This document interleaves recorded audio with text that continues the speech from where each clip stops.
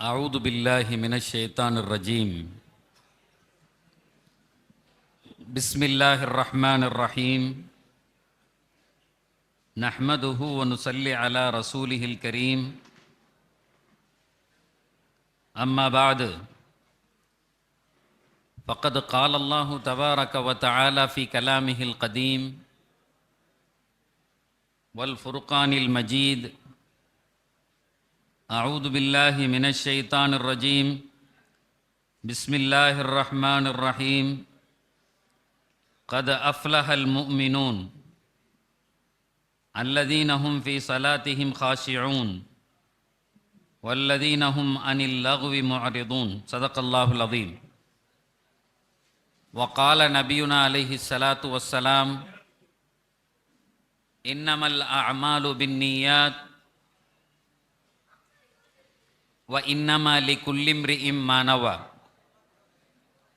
فمن كانت هجرته إلى الله ورسوله فكانت هجرته إلى الله ورسوله ومن كانت هجرته إلى دنيا يصيبها أو امرأة ينكحها فهجرته إلى ما هاجر إليه. صدق رسول الله صلى الله عليه وسلم.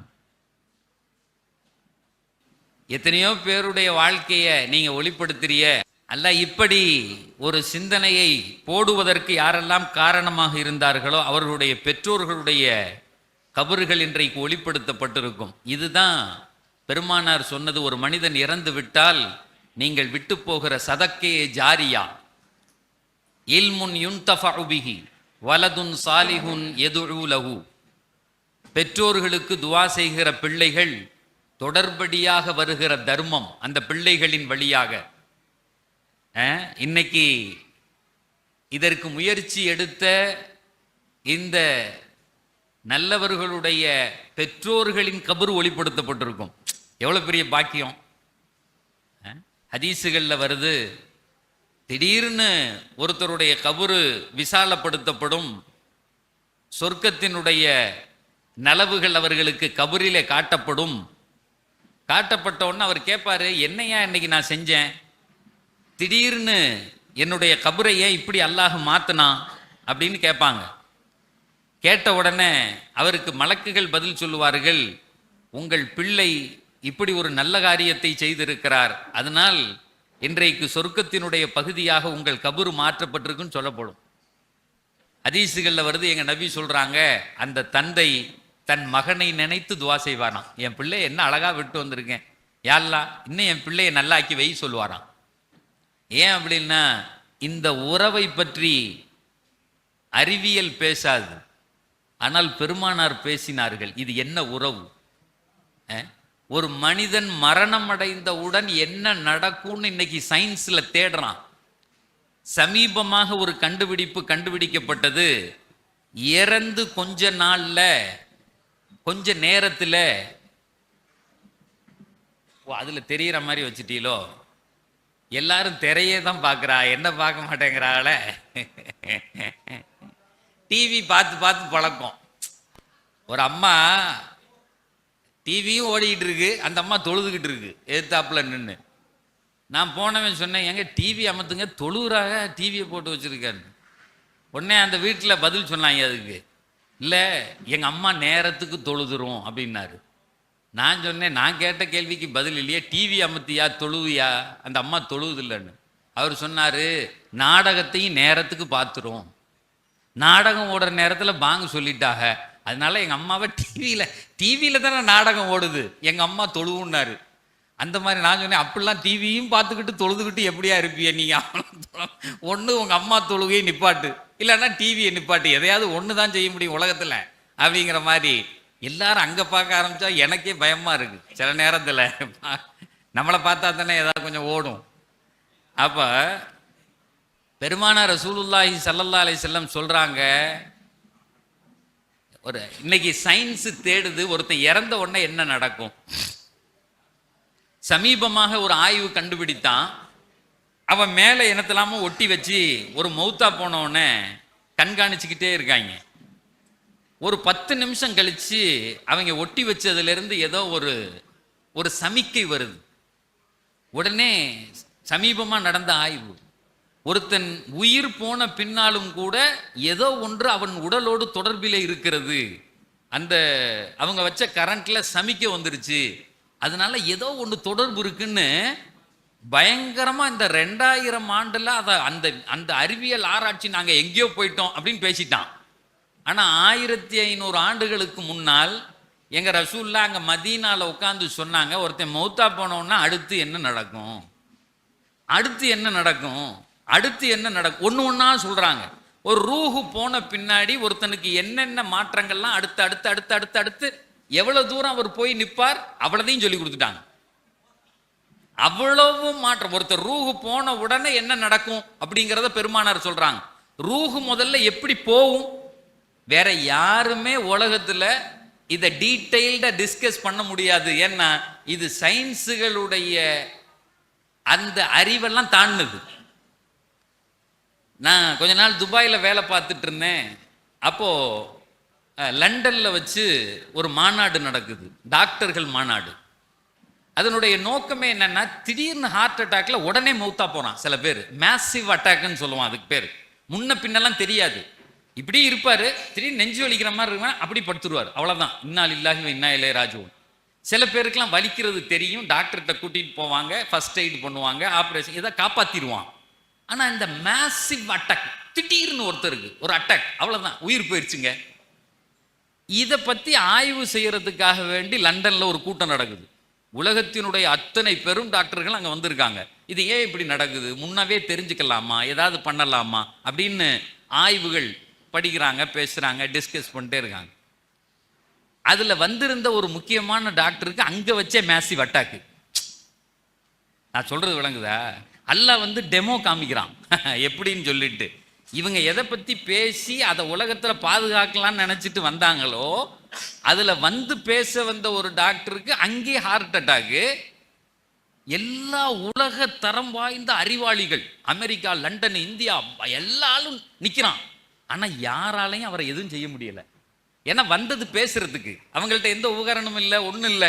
உடனே நெஞ்ச தடவுறான், அதை தடவை, வாங்க ஹாஸ்பிட்டலுக்கு தூக்கிட்டு போங்கன்னாலும் அந்த இடத்துல ஒரு உண்மையை அல்லாஹ் உணர்த்தினா, நீ எத்தனை பேர் வந்தாலும் மௌத்துன்னு நடக்கிறத நீ நினைச்சா தடுக்கவே முடியாதரா. மரணம் அங்கே நிகழ்ந்து அந்த ஆள் மௌத்தாவே போயிட்டாரு. அதை பத்திரிகையில பயங்கரமா எழுதியிருந்தான். உலக மருத்துவர்கள் ஒன்று கூடி அங்கே இறந்து போன ஒரு மருத்துவரை யாராலும் காப்பாற்ற முடியல, கையெறு நிலையோடு திரும்பி போனாங்கன்னு போட்டிருந்தான். அவங்க நடத்த வந்த டெமோ ஒன்று, அது தலைகீழ மாறிக்கிச்சு. அவங்க சொல்ல வந்தது ஒன்று, தலைகீழ. ஆனா எங்க ரசூல்லா சொல்லித்தர்றாங்க, ஒருத்தர் மௌத்தா போனோன்னு என்னையா நடக்கும். இது யார் சொல்லித்தர்றது, யார் சொல்லித்தர்றது? அந்த அந்த டீப் டிஸ்கஷனுக்குள்ள நான் போகல. கிட்டத்தட்ட ஒரு 2.5 மணி நேரம் அதை பத்தி பேசினா ஒவ்வொரு ஸ்டெப்பா பேசணும் எனக்கு. அதனால தான் முஸ்லீம்கள் மரணத்தை கண்டு பயப்படுறது இல்லை. அவங்களுக்கு தெரியும் மரணம் அப்படிங்கிறது ஒரு நாள் வரும். அதை எப்படி ஏத்துக்கணும்னு நம்ம பெருமானார் சொன்னாங்க. லா யமூதன்ன அஹதுக்கும் இல்லா வஹுவ யுஹ்சினு தன்ன பில்லாஹ். ஒரு ஹதீஸ்ல வருது, ஒரு முஸ்லிம் எப்படி தெரியுமா மௌத்தா போவான்? எங்க ரசூல்லா சொல்றாங்க, ஒரு முஸ்லிம் இறைவனை நம்பியவன், பெருமானாரின் மீது நபி என்று நம்பியவன், மரணம் எப்படி நடக்கும்? எங்க ரசூல்லா சொல்றாங்க, எப்படி நடக்கும்? இன்னைக்கு மரணங்கள் எப்படி நடக்குது? அத்தா உள்ள படுத்திருக்கார், அந்த சின்ன கண்ணாடி வழியாக பையன் வெளியிருந்து பார்க்கறான். அத்தா சொல்றாரு, அடே அதாபா இருக்குடா, என்னை வீட்டுக்கு கூட்டு போடா சொல்றாரு. ஊசியை குத்துறான், மூக்குல அந்த இதை போட்டு வச்சிருக்கான், ஒரே கஷ்டம். அவர் சொல்றாரு, அடே வீட்டுக்கு கூட்டு போடா, பல லட்சம் ரூபால கெட்டின வீடு, வீட்டுக்கு கூட்டு போடா. பையன் சொல்றான், யோ ரொம்ப வேலை இருக்கியா, எப்ப சாப்பிடுவேங்கிறான். பெத்த புள்ள சொல்றான், இங்க 1008 வேலை கிடக்கு, எட்டி பார்த்துக்கிட்டே கேட்கறான். இவர் போயிட்டாருன்னா டக்குன்னு அடக்கிட்டு அடுத்த வேலையை பார்க்கலாம், சாவிடா அப்படிங்கிறான். யார? பெத்த அப்பனை சொல்றான், சாவிடாங்கிறான். அதுதான் இன்னைக்கு நிலைமை. ஆனா ஒரு மரணம் எப்படி நிகழ்னு எங்க ரசூல்லா சொல்றாங்க, நீங்கள் கடமையான தொழுகைகளை நிறைவு செய்திருக்க வேண்டும், ஜக்காத்துகளை கொடுத்திருக்க வேண்டும், பிள்ளைகளுக்கு என்னெல்லாம் செய்யணுமோ எல்லாத்தையும் செஞ்சு வச்சிருக்கணும். மரணக்கட்டில்ல படுத்த ஒன்று சொல்லணும், மனைவியை கூப்பிட்டு உனக்கான ஹக்கை நான் நிறைவு செய்து விட்டேன். ஆனா இன்னைக்கு எப்படி தெரியுமா நடக்குது? சில ஊர்களில் எனக்கு ரொம்ப நாளா என்னன்னே தெரியாது, அவர் ஒய்ஃபை கூட்டுவாங்க, ஒய்ஃபை கூட்டுவாமா, யாராவது ஒருத்தர் மௌத்தாக போறாருன்னா ஒய்ஃபை கூப்பிட்டுவாங்க, ஒய்ஃபை கூப்பிட்டுவாங்க. ஏன்டா அப்படி எனக்கு ஒரு சந்தேகம், அந்த அம்மாவை பார்த்த உடனே பொடுக்குன்னு போயிடுவானோ அப்படி. நிறைய பேர் அப்படி கூட இருக்கலாம்ல, இவ கூட வாழ்ந்ததுக்கு இவ்வளோ போறேன்டா நான் செத்தே அப்படி போயிடுவானோ அப்படின்னு கேட்டா, அந்த அம்மாவை கூட்டிட்டு வந்து மகர் மன்னிப்பு கேளுங்கிறான். உலமாக்கள்கிட்ட கேட்டால் தெரியும், அவர்கிட்ட மகர் மாஃபி மாங்கோங்கிறான். ஒரு இடத்துல கேட்டான், எனக்கு புரியல, என்னடா மகர். ஒரு மாசத்துக்கு முன்னாடி எங்க காலேஜில் ஒரு மென்டல் வெல்பீயிங்னு ஒரு கிளாஸ் வச்சுருந்தாங்க. எப்படி வந்து மாணவர்களை கூலாக பாடம் நடத்துறது, டென்ஷன் ஆகாமல் எப்படி இருக்கிறது, ஃபேமிலி வேலையை எப்படி பேலன்ஸ் பண்ணுறதுன்னு ஒரு கிளாஸ் வச்சுருந்தாங்க. அதுக்கு ஒரு சைக்காட்ரிஸ்ட் வந்து கிளாஸ் எடுத்தாங்க. அந்த அம்மா சொல்லிச்சு, நம்மலாம் ரொம்ப தப்பு பண்ணுறோம், நம்ம குடும்பத்தில் கொஞ்சம் பேசி பழகணும், ஒய்ஃப்கிட்ட டெய்லி பேசுங்க. நீங்கள் நிறைய பேர் ஒய்ஃப்கிட்ட பேசுகிறதே இல்லை அப்படின்ன உடனே வேகமாக ஒரு சார் எந்திரிச்சார், என் பக்கத்தில் உட்காந்தவர். மேடம் அப்படின்னாரு. அந்த மேடமும் ஏதோ சொல்ல போகிறாருன்னு, என்ன சார் அப்படின்னு கேட்டுச்சு. அரை மணி நேரம் பேசுனா சண்டை வந்துடுது, 1 மணி நேரம் பேசுனா டைவர்ஸ் ஆயிடுது, நீ பேசுறத கேட்டுலாம் வீட்டில் போய் பேச முடியுமா? அவர் கேட்குறாரு. அந்த அம்மா பயந்துருச்சு, என்னடா இப்படி சொல்கிறான். எல்லா வீட்லையும் அரை மணி நேரம் பொண்டாட்டிகிட்ட பேசுனா கண்டிப்பாக சண்டை. அப்படிலாம் நீங்கள் சொல்கிற யதார்த்தத்துக்கு ஒத்து வர மாட்டேங்கிறியே நீ அப்படிங்கண்ணா. அப்போ மனைவியை கூட்டிகிட்டு வந்து சொல்கிறாங்க, மகர் மாஃபி மாங்கோன்னா. எனக்கு என்னடா மாங்கோ கோங்கன்னு இருக்கான் இந்த நேரத்தில், வேற ஏதாவது பேசுவாங்களான்னு புரியலை எனக்கு. அப்புறம் தான் ஒருத்தரை கூப்பிட்டு கேட்டேன், என்னங்க இவர் சொல்கிறாருன்னு. ஒன்னே மகர் மன்னிப்பு கேட்கணுமா? மகர் மன்னிப்பு அப்படின்னா என்னங்கண்ண? மகரே கொடுக்கறது இல்லை, எழுதுறதே 102 ரூபா. நான் சொல்றது உங்க ஊர்ல அப்படி இருக்காதுங்க. அந்த ஊர்ல, நான் போன ஊர்ல சொல்றேன், எல்லா கணவனும் இறக்கும் போது மனைவியை கூப்பிட்டு என் மகரை மன்னிச்சுக்கன்னு 2 கோடி ரூபாய்க்கு நகை வாங்கி கொடுத்துருக்கான், 1.5 கோடி ரூபாய்க்கு வீடு கட்டி கொடுத்துருக்கான். ஆனா அந்த பள்ளியாச தப்தர்ல எழுதுனான்ல 102 ரூபா மகர் கொடுத்து கெட்டிக்கிறேன்னு, அந்த காசை கொடுக்கல. நான் கேட்டேன், என்னடா வாழ்ந்தீங்க, இது ஹராம் இல்லை, இது விபச்சாரத்துக்கு ஒப்புன்னு மார்க்கம் சொல்லுத. மகர் எவ்வளவு நாளும் அப்பவே கொடுக்கணும். அந்த அம்மா அந்த மனைவியா ஏத்துக்கிறதுக்கு காரணமே அந்த காசு தான். அது நீ 102 ரூபா கொடு, 1 கோடி ரூபா கொடு. இப்ப சமீபமாக என்னுடைய நண்பர் ஒருத்தர் கல்யாணம் வச்சிருந்தாரு, கல்யாணத்துக்கு போயிருந்தேன். மகர் அப்படின்னு சொன்னோன்னே எனக்கு கிருகிருன்னு சுத்துது. என்ன அந்த இமாம் சொல்றாரு, 1 கிலோ தங்க மகருக்கு ஈடாக உன்னை கட்டி கொடுத்தேன்கிறான். அந்த இங்க உலமாக்கள் இருக்காங்க, அந்த வார்த்தை இப்படி சொல்லுகிறது, லா யமூதன்ன அஹதுக்கும் இல்லா வஹுவ யுஹ்சினு தன்ன பில்லாஹ். இந்த லாமு நூனு அப்படிங்கிறதெல்லாம் எங்க மதரசால சொல்லி கொடுப்பாங்க. இந்த வேர்ட் ஆஃப் எம்பசைஸ், ஒரு விஷயத்தை அழுத்தி சொல்றது. ஏங்க அப்படித்தாங்க அப்படின்னு சொல்லுவோம்ல. ஒண்ணே ஒரு முஸ்லீம் இப்படித்தாண்டா மௌத்தா போகணும் அப்படின்னு ரசூலுல்லாஹ் சொல்றாங்க. எல்லார்ட்டையும் போயிட்டு வரட்டா நாளைக்கு சுவர்க்கத்தில் சந்திப்போம் அப்படின்னு சொல்லணுமா? அதுதான் அழகிய மரணம்னு சொல்றாங்க எங்க ரசூலுல்லாஹ். லா யமூதன்ன அஹதுக்கும் இல்லா வஹு யுஹ்சினு தன்ன பில்லாஹ். அதுல கொஞ்சம் அப்படி எக்ஸ்டென்ஷன் போனோம் அப்படின்னு சொன்னா, மரணம் அடைஞ்சு மேலே போயிட்டார், அவருடைய கூட்டாளி ஒருத்தர் இறந்து போய் திரும்ப வர்றார், அவருடைய ரூஹு. இதெல்லாம் வந்து நம்ம இஸ்லாம் எக்ஸ்பிளைன் பண்ணுது. இப்னு கசீர் ரஹ்மத்துல்லாஹி அலைஹி இதை பற்றி ஒரு பெரிய பஹஸ் பண்ணி எழுதியிருக்கார். இதெல்லாம் யார் நமக்கு சொல்லி கொடுத்தான்னா ரசூலுல்லாஹ். ஏன்னா இந்த அறிவுலாம் வந்து சயின்ஸில் கண்டுபிடிக்க முடியாது. ஏதாவது ஒரு ஆய்வு கூடத்தில் வச்சு ஆய்வு செஞ்சு இதை கண்டுபிடிச்சிடாமலாம். ஆனால் இது சத்தியம், எங்கள் நபி சொல்லி தந்தார்கள், இது சத்தியம். மேலே போயிடுவார், அவர் இறந்துருப்பார். அவருடைய நண்பரோ சொந்தக்காரரோ மரணம் அடைஞ்சு வரும்போது இவர் பார்த்த உடனே அந்த ரூஹை தெரிஞ்சுக்குவாராம். ரஹ்மத்துல்லாஹ் வாடா, என்னடா எப்படா வந்தேன்னு கேட்பாராம். ஏதோ கல்யாண வீட்டில் நம்ம பேசிக்கிறோம்ல அந்த மாதிரி கேட்பாராம். ரஹ்மத்துல்லாஹ் வாத்தா எப்பத்தான் வந்தேன்னு கேட்பாராம். உடனே அவர் சொல்லுவாராம், இப்போ தான் வந்தேன், நல்லா இருக்கீங்களா நீங்களாம் அப்படின்னா.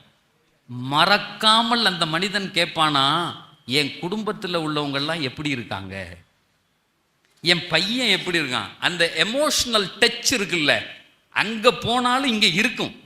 என் பையனுக்கு குழந்தை பிறந்துருச்சா, அவருக்கு கல்யாணம் ஆயிடுச்சா, என் பிள்ளைகள் குடும்பத்தாரெல்லாம் எப்படி இருக்காங்கன்னு பேசுவாங்க. அப்படிங்கிறது இஸ்லாம் சொல்லி தருகிறது. இப்படி பேசிட்டு இருக்கும்போது கேட்பாராம், அந்த அப்துல் காதர் இருந்தார அவர் எப்படி இருக்காருன்னு கேட்பான். ஒரு நட்பா ரொம்ப நாள் கழிச்ச உடனே பார்த்தா. அதனால தான் நிறைய நிகழ்ச்சிகளை பள்ளியாசல்லே வச்சிடுறாங்க. கல்யாண மண்டபத்தில் வச்சா பொதுவாக என்ன அப்படின்னு கேட்டா பழகியே போச்சு. நம்ம எப்போதும் கல்யாணத்துக்கு வந்தாலே யாரையாவது பார்த்தோம் நல்லா இருக்கீங்களா அப்படின்னு பேச ஆரம்பிச்சிருவான். கல்யாணத்தில் அதனால தான் பயானே பண்ண முடியாது. கல்யாணங்களில் பயான் பண்ண சொன்னாங்கன்னு வைங்களேன், நான் அதிகமாக தவிர்த்துக்கிறது, வேண்டாங்கன்னு சொல்லிடுறது. ஏன்னா அவங்க பிரியமாக பேசிக்கிட்டு இருப்பாங்க, அன்னைக்கு தான் பார்ப்பாரு, சந்திச்சு பேசிக்கிட்டு இருப்பாங்க. இல்லைன்னா இன்னொரு பிரச்சனை இருக்கு, தஃப்தர் வர்றது வரையும் பேசுங்க அம்மா. இதில் கல்யாண வீடு தஃப்தர் எப்போ வரும் அல்லாஹ்க்கு மட்டும்தான் தெரியும் அது எப்போ வரும்னு. நல்லா பேசி ஒரு ஹதீஸை பாதி பேசிக்கிட்டு இருப்போம், தஃப்தர் வந்துருச்சுங்க அம்மா. எப்படி என்னடா செய்யறது? அந்த ரங்கத்தில் அந்த ஹதீஸை விட்டுற வேண்டியதுதான். அல்லது அந்த ஹதீஸை முடிப்போம், தஃப்தர் வந்திருக்காது, ஏன் ஹஸரத் நிப்பாட்டிட்டீங்க, இன்னும் கொஞ்சம் நேரம் பேசியாம்மா. என்னத்தை பேசுறது? நான் சொல்றது விளங்குதா? இடையில நிப்பாட்ட வேண்டியதுதான். அப்போ இதைத்தான் நம்முடைய நாயம் ஸல்லல்லாஹு அலைஹி வஸல்லம் நமக்கு சொல்லித் தர்றாங்க. அங்க போன உடனே அப்துல் காதர் எங்கன்னு கேட்பாராம். அந்த ரூஹு சொல்லுமா, அவர் மௌத்தா போய் 1 வருஷம் ஆச்சேன்னு சொல்லுமா. எப்படி? அந்த மரணம் அடைந்த ரூஹு சொல்லுமா, மௌத்தா போய் 1 வருஷம் ஆச்சுன்னு. உன்னை இவர் சொல்லுவாராம், அடா அவன் இங்கே வரவே இல்லையாடா. எப்படி சொல்லுவானா, அவன் இங்கே வரவே இல்லையாடா, இல்லையின்ல நம்ம இருக்கோம், அவன் சிஜ்ஜீனுக்கு போயிட்டானோ, அந்த நரகவாதிகளை அடைக்கிற அந்த இடத்துக்கு 2 பகுதியாக குர்ஆன் சொல்லுகிறது. இல்லியின் என்று சொன்னால் முன்னாடி கபரு தான் முதல் இடம். அல் கபரு அவ்வலு மன்சிலா யௌமல் கியாமா, கியாமத்தினுடைய முதல் மன்சில். அங்க போன உடனே எல்லாமே பெரிஞ்சிரும். அவன் இல்லியினுக்கு போயிட்டானோ, அடடே பாவிகளின் இடத்திற்கு, சிஜ்ஜின்னா அந்த இது சிறை வாசம், அதுக்கு போயிட்டானோ, இங்க வரலையேன்னு பேசுவாங்க. அப்படிங்கிறது வரை எங்க நபி சொல்லி தராங்க. What a beautiful, what a gifted knowledge. நாம் எவ்வளவு அறிவு தரப்பட்டிருக்கிறோம், இதற்கான தளங்கள், புரிதல்கள். எனக்கு இந்த முஆத் இப்னு ஜபல் வருஷம் சொல்றேன், நான் 3வது வருஷம் இந்த வர்றேன். இந்த தடவை சித்திகனை கூப்பிட்ட உடனே சொன்னேன், ஏன்னா புது ஆளுகளையா கூப்பிடுங்கண்ணே, என்னையே கூப்பிடுறீல்ல, அந்த ஆளுகளுக்கு போர் அடிக்க போகுதுன்னே. இல்லை அவங்க தான் சொன்னாங்க நீங்கள் வரணும் அப்படின்னு சொல்லிட்டு. இந்த முஆத் இப்னு ஜபலை எனக்கு எவ்வளவு பிடிக்குமோ அது மாதிரி இந்த அமைப்புக்கான பேர் அறிவு மேம்பாட்டு மையம்னு வச்சுருக்காங்க. அறிவு மேம்பாட்டு மையம். மற்ற இடத்துலலாம் இயக்கம்னு போடுவான், சங்கம்னு வைப்பான். ஆனால் இவங்க மட்டும்தான் அறிவு மேம்பாட்டு மையம். அறிவும் தேவை, அது மேம்பும் படணும் அப்படின்னு சொல்லி. ஏன்னா இந்த பேருக்கான ஒரு வெளிப்பாடு. முஆத் இப்னு ஜபல் யார் தெரியுமா? உலகத்தில் அறிவின் கேந்திரம். அவர் அறிவின் கேந்திரம், பெருமானாரால் புகழப்பட்ட, வழிகாட்டப்பட்ட, மறுமையில் அவருக்கு என்ன கிடைக்கும்னு சொல்லப்பட்ட ஒரு பெரிய மனிதர். அவர்தான் கொடியேந்தி வருவார், அதற்கு பின்னே உலமாக்கள் அணிவகுத்து போவார்கள். நாங்கள் எங்க நபி இந்த முஆத், இந்த பேர் வச்சிருக்காங்கல்ல, கியாமத்து நாள்ல இவர் தான் கொடியை பிடிச்சிட்டு முன்னாடி போவார், உலமாக்கள்லாம் பின்னாடி போவாங்க. அதனால தான் அந்த வருஷம் அந்த ஹதீஸை நான் சொல்றது. பெருமானார் இவரை பார்த்து சொன்னார்கள், வல்லாஹி இன்னி உஹிப்புக யா முஆத், முஆதே அல்லாஹ்வின் மீது சத்தியமாக உன்னை பிரியப்படுகிறேன். 18 வயசு பையன் இப்படி வர்றாரு, அவரை பார்த்து சொன்னாங்க, வல்லாஹி இன்னி உஹிப்புக யா முஆத், அல்லாஹ்வின் மீது சத்தியமாக உங்களை பிரியப்படுகிறேன். 2வது உடனே சொன்னாங்க வல்லாஹி இன்னி உஹிப்பு. 3வது உடனே சொன்னாங்க. உடனே அவர் பார்த்தாரு, என்ன இதுக்கு பதில் சொல்றதுன்னு தெரியலையே, இன்னி உஹிப்புக யா ரசூலல்லாஹ், நானும் உங்களை பிரியப்படுறேன்னு முடிச்சிட்டாரு கதையை. இப்போ இதில் என்ன பெரிய விஷயம் இருக்கு? ரசூல்லா எல்லாத்தையும் தானே பிரியப்படுவாங்க அப்படின்னு கேட்டா, மொத்த வரலாறில், தன்னுடைய 63 ஆண்டுகால வரலாறில் நுபுவத்தினுடைய கை யாரையும் காட்டி ஒன்ன பிரியப்படுறேன்னு சொன்னதே இல்லை. நான் இதை வருஷம் சொல்றேன். யாரையும் பெருமானார் இப்படி சுட்டி காட்டி ஒன்னை எனக்கு பிடிக்கும்னு சொன்னதே இல்லை. தனியா சொல்லுவாங்க, வேற இடத்துல இருக்கும்போது பெருமானார் சொல்லுவாங்க, யாரை சொல்ல, உங்களுக்கு யாரை பிடிக்கும்? ஆயிஷாவை பிடிக்கும். ஆண்களில் யாரை பிடிக்கும்? அவங்க அத்தாவை பிடிக்கும், அபூபக்கரை பிடிக்கும். இப்படி ஒண்ணா உமரை பிடிக்கும், உஸ்மானை பிடிக்கும், அதே மாதிரி ஹசனை பிடிக்கும், ஹுசைனை பிடிக்கும், இப்படிலாம் சொல்லியிருக்காங்க. நேரடியா ஹசனை பார்த்து உன்னை பிடிக்கும் தான் சொல்லலை. நான் சொல்றது விளங்குத? ஏன்னா நுபுவத்துங்கிறது பெரிய விஷயம். அது அல்லாஹ் அப்படி சொல்ல விடலை. ஆனா முஆதை சொல்ல வைத்தான். ஏன் தெரியுமா? அறிவு கடத்தல். அந்த நுபுவத் முடிந்து அறிவாக மாறி நமக்கு வர்றதுக்கு வழியாக இருந்தவர் முஆத் ரலியல்லாஹு தஆலா அன்ஹு. அதனால தான் நிறைய விஷயங்களை அவர்கிட்ட பேசினாங்க. இன்னைக்கும் கூட நம்ம ஒரு குறிப்பிட்ட விஷயங்கள்ல குறிப்பிட்ட வயசுல பேசுறோம். 18 வயசுல அவர் அறிவை தாண்டி பெருமானார் அவரோடு பேசினாங்க. அந்த வரலாறு அற்புதமானது. அவர் குதிரை மேல உட்கார்ந்துருக்கார், ஒட்டகத்து மேல உட்கார்ந்துருக்கார், நபி நடந்து போறாங்க. அப்படி ஒரு காட்சி எங்கேயும் நடக்கல. பெருமானார் நடக்கிறார்கள், இவர் மேலே உட்கார்ந்துருக்கார். பேசிக்கிட்டு அந்த மூக்கனாங்கயிறை பிடிச்சிக்கிட்டு பேசிக்கிட்டே நடந்து போறாங்க. நீங்க போற இடத்துல இப்படி இருந்துச்சுன்னா என்ன செய்வீங்க கேட்டாங்க. அவர் சொன்னார், இப்படி செய்வேன், குரானிலே அதற்கு விடை தேடுவேன், குரானில் கிடைக்காவிட்டால் என்னப்பா செய்வேன், ஹதீஸில் தேடுவேன், ஹதீஸில் கிடைக்காவிட்டால் என்னப்பா செய்வேன். அப்ப உடனே அவர் சொல்லுகிறார், அஜ்தஹிது வலா ஆலு. அவர் சொன்னார், அஜ்தஹிது வலா ஆலு, என்னுடைய அறிவை கொண்டு குரான் ஹதீஸிலிருந்து ஆய்வு செய்து எடுப்பேன்னாரு. இதைத்தான் பெருமானார் ஒரு உலமாக்களின் தலைவராக வரை அறிமுகப்படுத்தினார்கள். சகோதரர்களே, இந்த பேருக்குன்னு ஒரு பரக்கத்து உண்டு அப்படிங்கிறதுக்கு இந்த செய்தியை சொல்லுகிறேன். அருமையான வேலையை இந்த முஆத் இப்னு ஜபல் மையம் செய்து கொண்டிருக்கிறது. அதுல 2 வேலை சொன்னாங்க. உலக கல்வி, மறுமைக்கான கல்வியை பரப்புவது. அதுல முதலாவது குரானுடைய கல்வியை பரப்புவது. இந்த உலகத்திலையும் மறுமையிலையும் சக்சஸ்ஃபுல் ஆக்குறது, ஒரு வெற்றியான வாழ்க்கையாக ஆக்குவது. சரி சார், இப்ப கதைக்கு வந்துருவோம். வெற்றிக்குரிய வாழ்க்கையின் அளவுகோல் என்ன? ஒருத்தர் நல்ல இதை வாழ்றார் அப்படின்னு சொன்னா அளவுகோல் என்ன? நம்ம வச்சிருக்க அளவுகோல் என்ன? நல்லா சம்பாதிக்கணும், ஒரு 2 லட்சம் ரூபா சம்பாதிக்கணும், சம்பளம் வாங்கணும், ஒரு வீடு இருக்கணும், ஒரு கார் இருக்கணும், சுகமா இருக்கணும். இருந்தா என்ன ஆயிருது?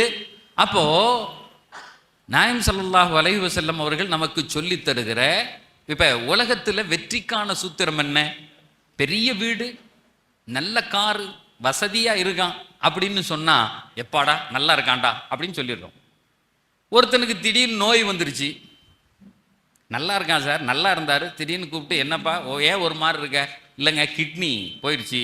இன்னைக்கு நோய்களை சொல்லிக்கிட்டே இருக்கான். ஹார்ட் அட்டாக் வந்துருச்சு, சுகர் வந்துருச்சு, பிபி வந்துருச்சு. ஒரு காலத்தில் சுகர் பிபி அப்படிங்கிறதெல்லாம் பணக்கார நோய் அப்படின்னு சொல்லிக்கிட்டு இருந்தாங்க. இன்னைக்கு எல்லாருக்கும் பிபி வந்துருச்சு. சாப்பிட போனாலே சில வீடுகளில் பக்கத்தில் உட்காந்துருக்கும்போது கேட்குறான், ஏங்க மாத்திரை கித்திரை வேணுமா அப்படின்னு. அது பெருமையாக டப்பாவில் போட்டு வச்சுருக்கான், நான் சுகர் மாத்திரை வச்சுருக்கேன், இந்தாங்க. எதை அதை கொடுக்கறத பெருமையாக எடுத்துகிட்டு வரல அப்படிங்கிறதையும், அல்லது அதை நீங்கள் தாங்கங்கிறதையும் அதை சமூகம் பெருமையாக பார்க்குற காலம் இன்னைக்கு வந்துருச்சு. அடுத்து நோயாளி, நான் போன தடவை சொன்னேன்னு நினைக்கிறேன், ஏன் ஆஜியார் வரலன்னா ஆஜியார் சொல்கிறாரு அப்போலோ போயிருந்தேங்கிறான். அப்படின்னா என்ன அர்த்தம்னா, காசு இருக்குது, அப்போலோவில் போய் காட்டிட்டு வந்தேன். நீ நோயாளி தானே, நீ ஆரம்ப சுகாதாரத்தில் பார்த்தா என்ன, அப்போலோவில் பார்த்தா என்ன, நோயாளி தானே. நோயாளிக்கு என்ன வேண்டியது? அதையே பெருமையாக பேசுகிற காலத்தில் இருக்கிறோம் நம்ம. இப்போ இந்த காலத்தில் சக்சஸ்னா என்ன, வாழ்வியல் வெற்றினா என்ன, உங்கள் பிள்ளைகளுக்கு நீங்கள் எதை கடத்தி கொடுக்க வேண்டும்? இப்போ பார்த்தா எல்லாருமே யங்ஸ்டர்ஸ் இல்லை, ஒரு குரூப் இவங்கெல்லாம் யங்ஸ்டர்ஸ் வேலை செய்கிறவங்க, மற்ற எல்லாம் பெரியவங்களாம் இருக்கும். உங்கள் பிள்ளைகளுக்கும் உங்கள் பேர பிள்ளைகளுக்கும் வெற்றி என்று அல்லது வாழ்வில் சுகமாக வாழ்கிறதுக்கு எதை அறிமுகப்படுத்தணும்? எதை அறிமுகப்படுத்தணும்? அதற்கு அழகிய ஒரு உதாரணமாக பெருமானார் சில விஷயங்களை நமக்கு சொல்லித்தராங்க. ஒரு நாள் பெருமானாருடைய வாழ்க்கையில் இப்படி நடந்தது. காண இதா நாயம் ஸல்லல்லாஹு அலைஹி வஸல்லம், அது ஹதீஸ்ல வருது, கான இதா நஸலல் வஹ்யு அலா ரசூலில்லாஹ் ஸல்லல்லாஹு அலைஹி வஸல்லம், பெருமானாரின் மீது வஹி இறங்குச்சு அப்படின்னு சொன்னா, ஹதீஸ்ல வருது, இதா நஸலல் வஹ்யு அலா ரசூலில்லாஹி ஸல்லல்லாஹு அலைஹி வஸல்லம், பெருமானாரின் மீது வஹி இறங்குது அப்படின்னா எங்களுக்கு சில செயல்களால் தெரியும். என்ன தெரியுமா? நஸ்மஉ நஸ்மஉ தவியன் நஹலி, ஹதீஸ்ல வருது, நாங்க ஒரு ரீங்கார சத்தத்தை பெருமானாருக்கு பக்கத்துல கேட்போம். ஒரு அதாவது இந்த தேனீக்கள் ரீங்காரம்ல சத்தம் கேட்குது இல்ல, அதே மாதிரி நாங்க கேட்போம். கேட்ட உடனே வஹி ரசூலுல்லாஹ்வுக்கு இறங்குதுன்னு எங்களுக்கு தெரிஞ்சுக்கும். அப்படி இறங்கும் போது நாங்கள் பக்கத்திலே உட்காந்துக்குவோம். எப்படி? அந்த வஹி இறங்குற நேரத்தில் கதவியின் நஹலி, ஒரு அந்த தேனி போன்ற சத்தம் ரசூலுக்கு பக்கத்தில் வரும். நாங்கள் உடனே பக்கத்தில், ஏன்னா அது அல்லாஹ்வினிடத்திலிருந்து இறங்குகிற குர்ஆனுடைய வேத சத்தம். அது ஒரு பரக்கத், அது ஒரு ஒளி. இந்த எங்கள் அஜர்த்து பேசும்போது முஃப்தி சாப் சொன்னார்கள், இந்த குர்ஆன் இருக்கிறதே நமக்கெல்லாம் இதனுடைய ஒரு பக்கம் மட்டும்தான் தெரியும். இந்த குர்ஆனுடைய ஒரு பக்கத்தை எடுத்தோம் ஓதுறோம், நம்ம பையன் வந்தார் ஓதுனாரு அப்படின்னா குர்ஆனுப்பா பரக்கத்துப்பா. குர்ஆனுக்கு 2 பக்கம் உண்டு. குர்ஆனுக்கு 2 பக்கம் உண்டு. ஒன்று என்ன தெரியுமா? இது ஒரு வேதம், அல்லாஹ்வினால் தரப்பட்ட சட்டங்கள் வேதம் ஒன்று. 2வது முஅ்ஜிஸா, இட் இஸ் எ மிராக்கிள். அல்லாஹ் பெருமானாரின் கையிலே தந்திருந்த ஒரு பெரிய ஒரு மிராக்கல்னா என்ன தமிழ்ல சொல்லுவாங்க, இது அற்புதம். இதை தொட்டவன் வாழ்வாங்கு வாழ்வான். இதை படிச்சவன் அதை கேட்ட உடனே தன்னையே அப்படியே கொடுத்துருவான். எதை?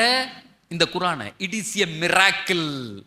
ஹதீஸ் சொல்றது, ஹாதிஹி கிதாபுன் வஃபி வஜ்ஹின், ஒரு வகையில் இது வேத புத்தகம், வஃபி வஜ்ஹின் ஆகர், இன்னொரு பார்வையில் முஅஜிஸத்துன், இது ஒரு அற்புதம். என்ன அற்புதம் இது? என்ன அப்படி அற்புதத்தை செஞ்சிச்சு?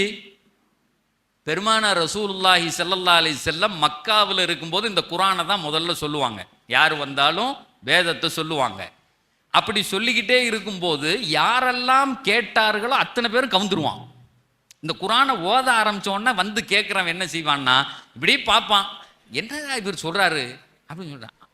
அப்படியே வேட்டியை பிடிச்சிக்கிட்டு பின்னாடியே போவான். இது பார்த்த உடனே காஃபிர்களுக்கு ஒரு பெரிய கஷ்டமா இருந்துச்சு. என்ன இவர் எதை சொன்னாலும் இவர்கிட்ட போனா மாட்டிக்கிறானே. அதனால ஒரு வேலை செய்யணும், இந்த வருஷம் ஹஜ்ஜினுடைய காலத்துல யாரும் வந்தா இவர் பக்கத்திலே போகக்கூடாது. போனா தானே பஞ்சாயத்து, போனா கேட்டுறான் குர்ஆனை, நம்ம என்ன சொன்னாலும் அவன் மண்டைக்கு ஏற மாட்டேங்குது, உடனே அவர் பின்னாடியே போறான். இந்த வருஷம் யார் வந்தாலும் சொல்லணும் குர்ஆனை கேட்காத, அவர் பக்கத்திலே போவாத, அப்படியே போனாலும் அவர் சொல்றத கேட்காதன்னு 2 பஞ்சு கொடுக்கணும்னு பஞ்சு வச்சிருந்தான். அந்த நேரம் பார்த்து ஒருத்தர் வர்றாரு, ஒரு முக்கியமான அரபு நாட்டினுடைய விஐபினா சாதாரண ஆள், பெரிய ஆளு. அவர் வர்றார். அதை பார்த்த உடனே அபூஜஹலுக்கு, என்னடா இவர் இந்த நேரத்தில் வந்துட்டார, இங்கே வேற ரசூல்லா உட்காந்துருக்காங்களே மக்காக்குள்ள, அந்த நம்ம ஹஜ்ஜிக்கு போறோம் இல்லையா, அந்த காபத்துல்லா இருக்குல்ல, அதில் ரசூல்லா உட்காந்துருக்காங்க. உடனே அவரை கூப்பிட்டு சொன்னா, இந்த 2 பஞ்சையும் வச்சுக்குங்க, காதுக்குள்ள திணிச்சுக்குங்க. அப்படியே போனால் அங்கே ஒருத்தர் இருப்பார், அவர் சொல்றதை கேட்காத, உன்னை மயக்கிடுவார் அப்படின்னா. சாஹிர் அவர் யாரு? சாஹிர்னா மயக்கிற ஆளு, உன்னை மயக்கி போடுவார் கேட்காதன்னு. உடனே அவர் என்ன செஞ்சாரு, சரின்னு பஞ்சை வாங்கி திணிச்சுக்கிட்டு மக்காக்குள்ள வந்துட்டார். வந்து சுத்துறார் காபத்துல்லாவை. அதாவது இஸ்லாம் வர்றதுக்கு முன்னாடியும் காபா வலம் வருவாங்க, நிர்வாணமாக வலம் வருவாங்க முன்னாடி, அப்புறம் ட்ரெஸ் போட்டு வலம் வருவாங்க. யார் வந்தாலும் காபத்துல்லாவை சுற்றுவாங்க. இவரும் வர்றார், சுற்றுறார். 1வது சுற்று சுற்றுறார், 2வது சுற்று சுற்றுறார், 3வது சுற்றுல தான் பார்க்குறார், ஓரமாக ஒருத்தர் உட்கார்ந்துருக்கார். காபாவினுடைய அந்த முற்றத்தில் அந்த நிழல் விழுகிற இடத்துல ஒருத்தர் உட்கார்ந்துருக்கார். அவர் கூட சில பேர் இருக்காங்க, ஏதோ சொல்லிக்கிட்டு இருக்கார். இவருக்கு அவர் முகத்தை பார்த்த உடனே தெரிஞ்சிருச்சு, இந்த ஆளுகள்லாம் சொன்னது இவரைத்தானு ஒன்று. ஏன்னா எங்கள் பெருமானாரின் முகம் 15வது பக்கத்து நிலவு போன்று இருக்கும். அந்த முகத்தை பால்வடியும் முகத்தை ஒரு தடவை பார்த்தா திரும்ப பார்க்க தோணும். எங்க ரசூல்லாவினுடைய அழகு அப்படி. அன்னை ஆயிஷா சொல்ல, ஒரு மனைவி சொல்லுவாங்க, கீழே விழுந்த ஊசியை வீட்டில் விளக்கை கொளுத்தாமல் பெருமானாருடைய அந்த அருகை வைத்து நான் தேடி எடுத்து விடுவேன். நான் சொல்றது விளங்குதா? ஒரு ஒய்ஃபினுடைய ஸ்டேட்மெண்ட். லைட்டெல்லாம் போட வேண்டியதில்லை, ஊசி விழுந்துருச்சுன்னா எங்க ரசூல் பக்கத்தில் இருந்தால் நான் தேடி எடுத்துருவேங்கிறாங்க அந்த ஊசியை. எங்க நபி அப்படி பொலிவோடு அல்லாஹ் வச்சிருந்தான். அந்த முகம், அந்த நுபுவத்தினுடைய ஒளி, அது அந்த குர்ஆனை வாங்குறாங்கல்ல அந்த ஒளி அப்படியே. அது இவர் அங்கிருந்து பார்த்தார், இவர் தான் முகமது, இவர் இங்கே சொன்ன ஆள் இவர் தான் இருப்பார் போலுக்கு அப்படின்னு சொல்லிட்டு இப்படி நடக்கிறார். சரி, ஆனால் ஆள் அழகா இருக்கார பார்க்கறதுக்கு. ஏன்னா ஒரு வசீகரம் இருக்கும்ல, சில பேருடைய பார்த்த உடனே பார்க்கணும்னு தோணும்ல, அந்த வசீகரம் அது. உடனே என்ன செஞ்சார், போனவர் திடீர்னு அவருக்கு ஒரு ஞாபகம், நம்மளே எவ்வளோ பெரிய ஆளு, அவர் பெரிய கவிஞர், அவர் ஒரு பிறவி கவிஞர். அந்த சுத்தம் வந்த ஆள் இருக்கார பிறவி கவிஞர், பிறப்பாலே கவிஞவன், எல்லா கவிஞர்களையும் பெரட்டி எடுக்கிறவன், பெரிய விஐபி. அவர் பாடுனா 2 வார்த்தையை கேட்கறதுக்கு அரபு உலகம் காலில் கிடப்பான். அவருடைய காலை புடி, எஸ் ப்ளீஸ் ரிப்பீட், அவர்கிட்ட சொல்லுவாங்க ப்ளீஸ் ரிப்பீட். இன்னைக்கு வந்து உதாரணத்துக்கு தான் சொல்றேன். இன்னைக்கு ஏஆர் ரஹ்மான் மாதிரி மியூசிக் பண்ணுவாரு, பாடல் படிப்பாரு, பாடலை எழுதுவாரு, ஊர்ல உள்ள பயில பூரா திருத்துவார். இவர் தான் அவருக்கே ஒரு நினப்பு வருது, ஏண்டா இவர் பாவமா ஒரு பையன் உட்கார்ந்துருக்காரு, இவர் சொல்லி நான் மாற போறேன், இந்த முட்டா பயலுக சொன்னான்னு நானும் பஞ்சை வச்சிருக்கேன் அப்படின்னு பஞ்சை எடுத்தாரு, கீழே போட்டாரு. அப்படி ஒரு ரவுண்டு வர்றாரு. அடுத்த ரவுண்டு வரும்போது எங்க ரசூல்லா சூரத்து தாஹாவை ஓதிக்கிட்டு இருக்காங்கன்னு ஒரு ஹதீஸ்ல ஒரு ரிவாயத்தில் வருது. சூரத்து தாஹா அருமையான ஒரு சூறா. அல்லாஹ் பெருமானார் அந்த பேரை சொல்லி தாஹா மா அன்சல்னா அலைக்கல் குர்ஆன் அலி தஷ்கா அல்லாஹ் அருமையா பேசுறான். அந்த சூரத்து தாகாவை படிச்சா நமக்கே உன்னை முட்டுச்சந்தில் நிற்பதற்கு இந்த வேதத்தை நான் இறக்கல. அல்லாஹ் சொல்றான், நீ அழுதுகிட்டே வாழ்க்கை முழுக்க இருக்கிறதுக்கு நான் என்ன செய்ய போறனோ, என் அறிவு எனக்கு பயன்படுமோ, நான் இப்படி நிற்பனோ, இப்படி ஆயிருவனோ, என் குடும்பம் சந்திக்கு வந்துருமோ, நோய் வந்துருமோ, காசு பேர் டே இப்படி பேசுவதற்கு இந்த குர்ஆனை இறக்கல. அல்லாஹ் சொல்றான், மா அன்சல்னா அலைக்கல் குர்ஆன் அலி தஷ்கா. எதுக்கு குர்ஆனை இறக்கணும்? நீ சுகபோகமாக வாழுவதற்கு இறக்கிறோம். It is a sophisticated life. இந்த உலகத்துல ஒவ்வொரு நிமிஷத்தையும் அனுபவிச்சு வாழ்றதுக்கு, ஒவ்வொரு பொருளையும் அனுபவிச்சு இந்த உலகத்துல வாழ்றதுக்கு தான் குர்ஆன் வந்ததே தவிர நீ முட்டுச்சந்தில் நின்று அழுதுகிட்டே நின்று எப்ப பார்த்தாலும் வறுமையை சொல்லி எப்ப பார்த்தாலும் நோயை சொல்லி அதுக்கெல்லாம் இறக்கலடா அப்படின்னு அல்லாஹ் சொல்றான். இந்த வசனத்தை ஓத ஓத இவர் இப்படி நடந்து போறார். தாஹா மா அன்சல்னா அலைக்கல் குர்ஆன. எங்க ரசூல்லா குர்ஆனை ஓதுனா எப்படி இருக்கும்? மம்பஉல் வஹி, அந்த வஹியை ரிசீவ் பண்ண அந்த இதயம் அப்படியே அந்த 4வது சுத்துல அவருக்கு நடக்கவே முடியல. அந்த வார்த்தையை திரும்ப திரும்ப சொல்றார். தாஹா மா அன்சல்னா அலைக்கல். ஆனா என்னம்மா படிச்சுட்டாரு, என்ன படிச்சிருக்காரு, என்ன இப்படி பேசினார், என்ன பேச மண்டைக்குள்ள ஓடிக்கிட்டே இருக்கு. அறிவாளி இல்லையா? பல கவிஞன்களை திருத்தினவன் இல்லையா? மண்டைக்குள்ள ஓடிக்கிட்டே நேரா 4வது சுத்து முடிஞ்சு ரசூல்லாவுக்கு வரும்போது அங்கிருந்து வந்து தபக்கடின்னு விழுந்தார். வரலாறு சொல்லுகிறது தொப்புன்னு வந்து விழுந்தார் ரசூல்லா முன்னாடி. விழுந்து சொன்னார், எங்க அதை திரும்ப சொல்லுங்க, எங்க அதை திரும்ப சொல்லுங்க, அது என்னமோ திரும்ப சொல்லுங்க. எங்க ரசூல்லா அவரே பார்த்தாங்க, உட்காருங்க என்ன வேணும், இல்லை நீங்க இப்ப என்னமோ படிச்சிங்கல்ல திரும்ப படிங்க. உடனே எங்க ரசூல்லா தாஹா மா அன்சல்னா அலைக்கல் குர்ஆன் அலி தஷ்கா இல்லா தத்கிரத்தன் லிமன் யக்ஷா. இந்த வார்த்தையை கேட்ட உடனே சகோதரர்களே, வரலாறில் வருகிறது ஒரு பெரிய அறிவாளி, கவிஞர்களை திருத்தியவன், அரபு மொழியினுடைய ஆசானாக இருந்தவன். அந்த ஆள் சொல்றான், என்னம்மா படிச்சுட்ட,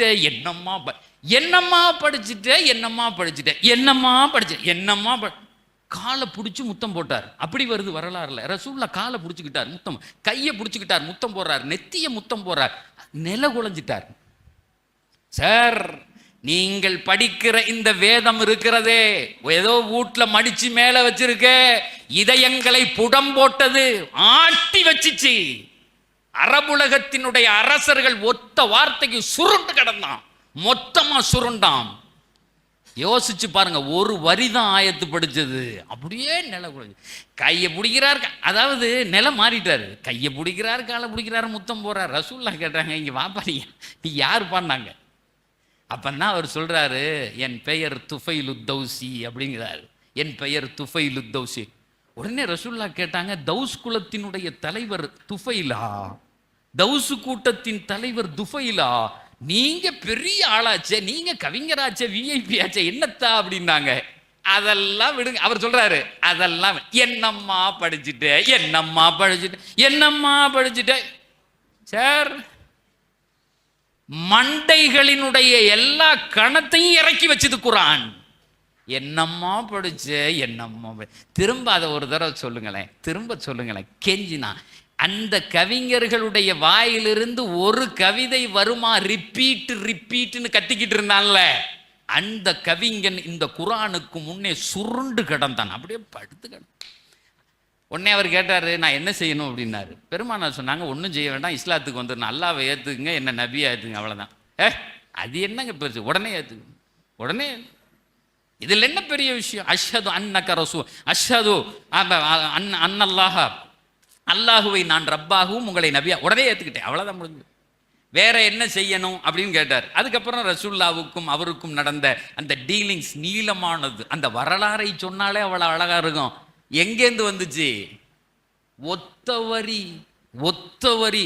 இது ஒரு உதாரணம் மட்டும்தான். இந்த குர்ஆனை யாரெல்லாம் எடுத்து தொட்டு தடவுகிற முஜிசத்துன், பெருமானார் சொல்லுவாங்க, ஹாலிதத்துன், இது நிரந்தரமான முஜிசா. எந்த வேலையை பெருமானார் காலத்தில் இதயங்களை உடைத்ததோ அந்த வேலையை இன்னைக்கும் செய்யும்.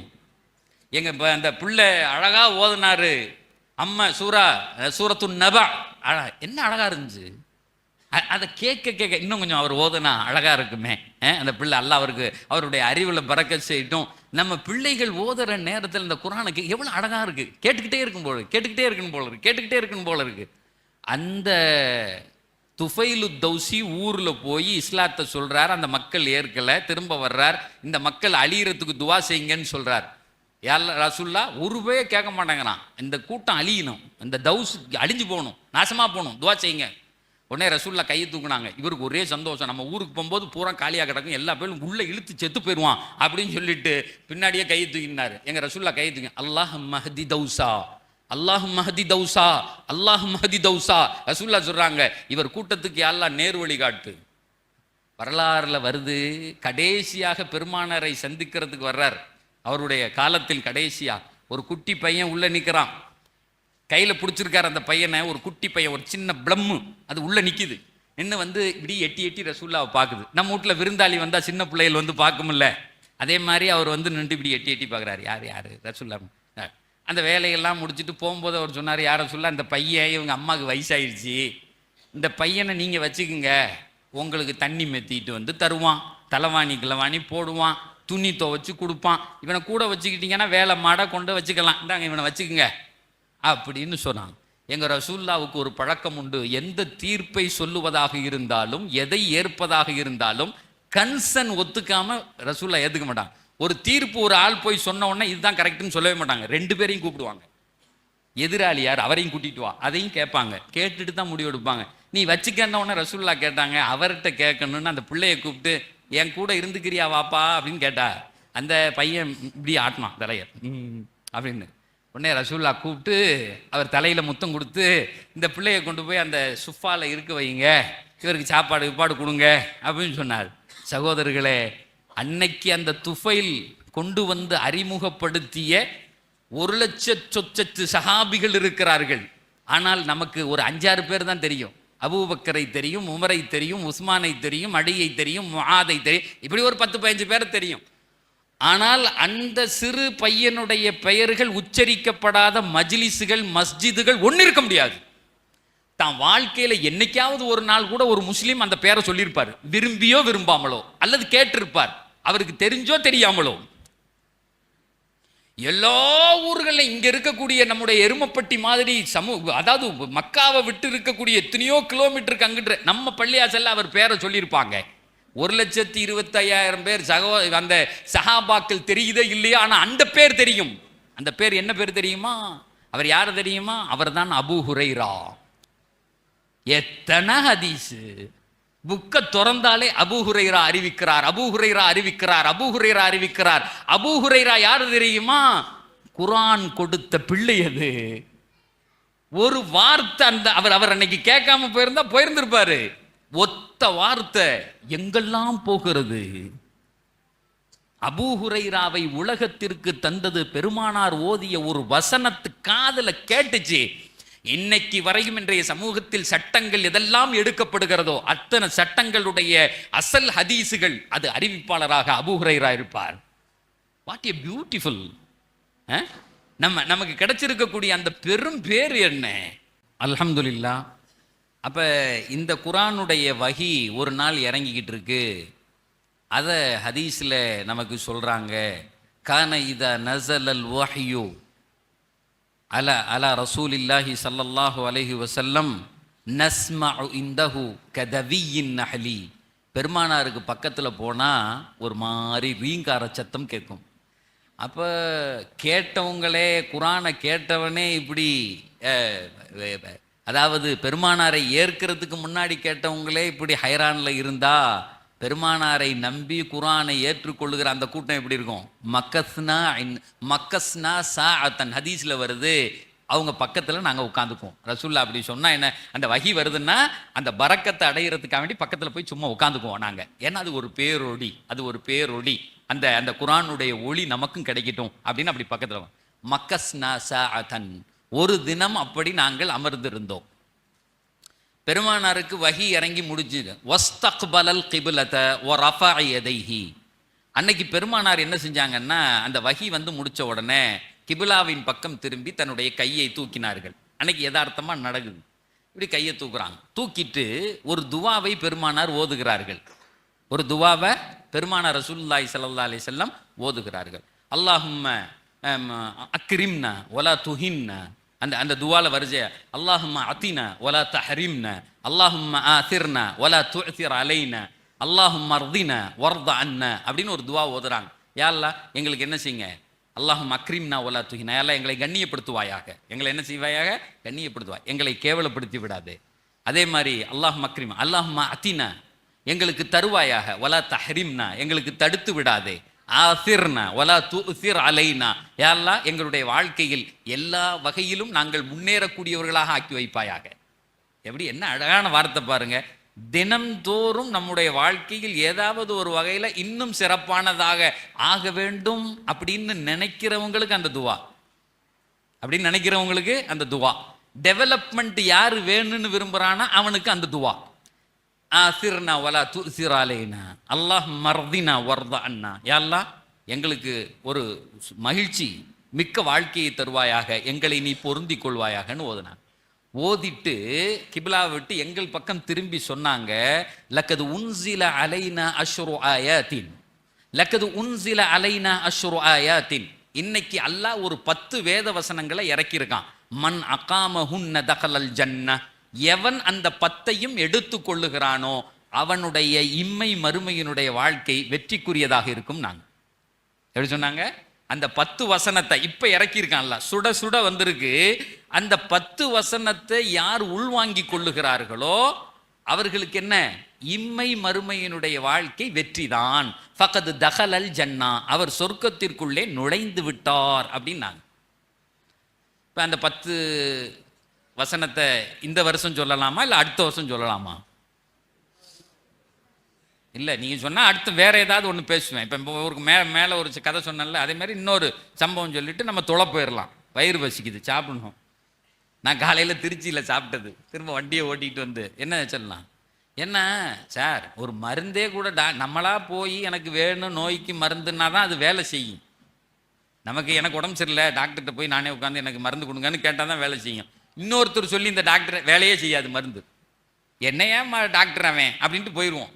அதனால எனக்கு தேவை அப்படின்னா இந்த 10 விஷயம் ஏதோ ரசூலுல்லாஹ் சொல்லியிருக்காங்க. சக்ஸஸ்ஃபுல் லைஃபுக்கு என் வாழ்க்கை, என் குழந்தைகளின் வாழ்க்கை நல்லா இருக்கணும், அதை எனக்கு வேணும் அப்படின்னு சொன்னால் சொல்கிறேன்.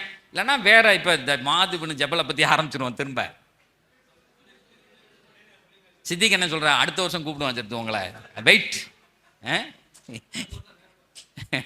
அடுத்த வருஷம் வேற அப்படியா, அதை பார்த்தீங்களா, இது ஆர்வம் எனக்கு சார். நமக்கு ஒன்று வேணும்னு நினச்சா மனுஷன் என்ன செய்வான்னா எதுனாலும் விட்டுருவான். சமீபத்தில் எங்களுடைய கல்லூரியில் ஒரு கிளாஸுக்கு போயிருந்தேன். போனோடனே தானாக இப்படி பேசிக்கிட்டே இருக்கும்போது ஒரு செய்தி வந்துச்சு, இப்போ நிறைய இந்த மொபைல்களில் இந்த பயன்பாடுகள் இருக்குது, அதனால் எப்பா இதெல்லாம் யூஸ் பண்ணாதியடா, இது யூஸ் பண்ணால் பெரிய பிரச்சனைகள் வருதுன்னு சொல்கிறான். இந்த தவறான படங்களை பார்த்து இதெல்லாம் பண்ணீங்க அப்படின்னு சொன்னால் குழந்தை பிறக்காதுன்னு சொல்கிறாங்கன்னு சொன்னேன். நான் சொல்லலை, ஒரு டாக்டர் சொன்னார். யார் ஒருத்தன் போனோகிராஃபிக்கல் அடிக்டாக இருக்கானோ, தொடர்ந்து அந்த செக்ஷுவல் அந்த படங்களை பார்க்குறானோ, பெரிய ஆளோ சின்ன ஆளோ ஆம்பளையோ பொம்பளையோ, இன்னைக்கு எல்லாம் வந்துருச்சு.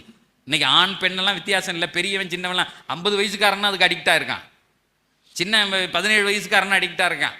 அப்போ நான் சொன்னேன், உனக்கு குழந்தை பிறக்காது அப்படின்னு சொல்லிட்டு மருத்துவ உலகம் சொல்லுது, இது நடக்குது.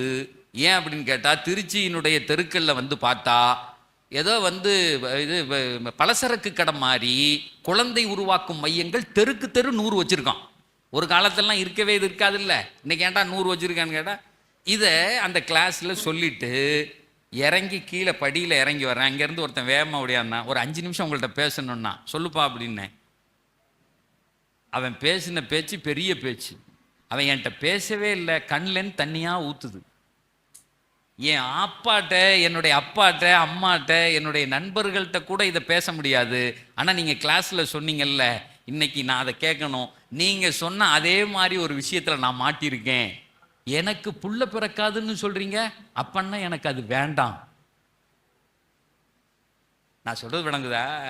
தனக்குன்னு வரும்போது தனக்குன்னு ஒன்று கிடைக்க வேண்டியது போயிரும்னு சொன்னா ஓருமா போடா அப்படிமா.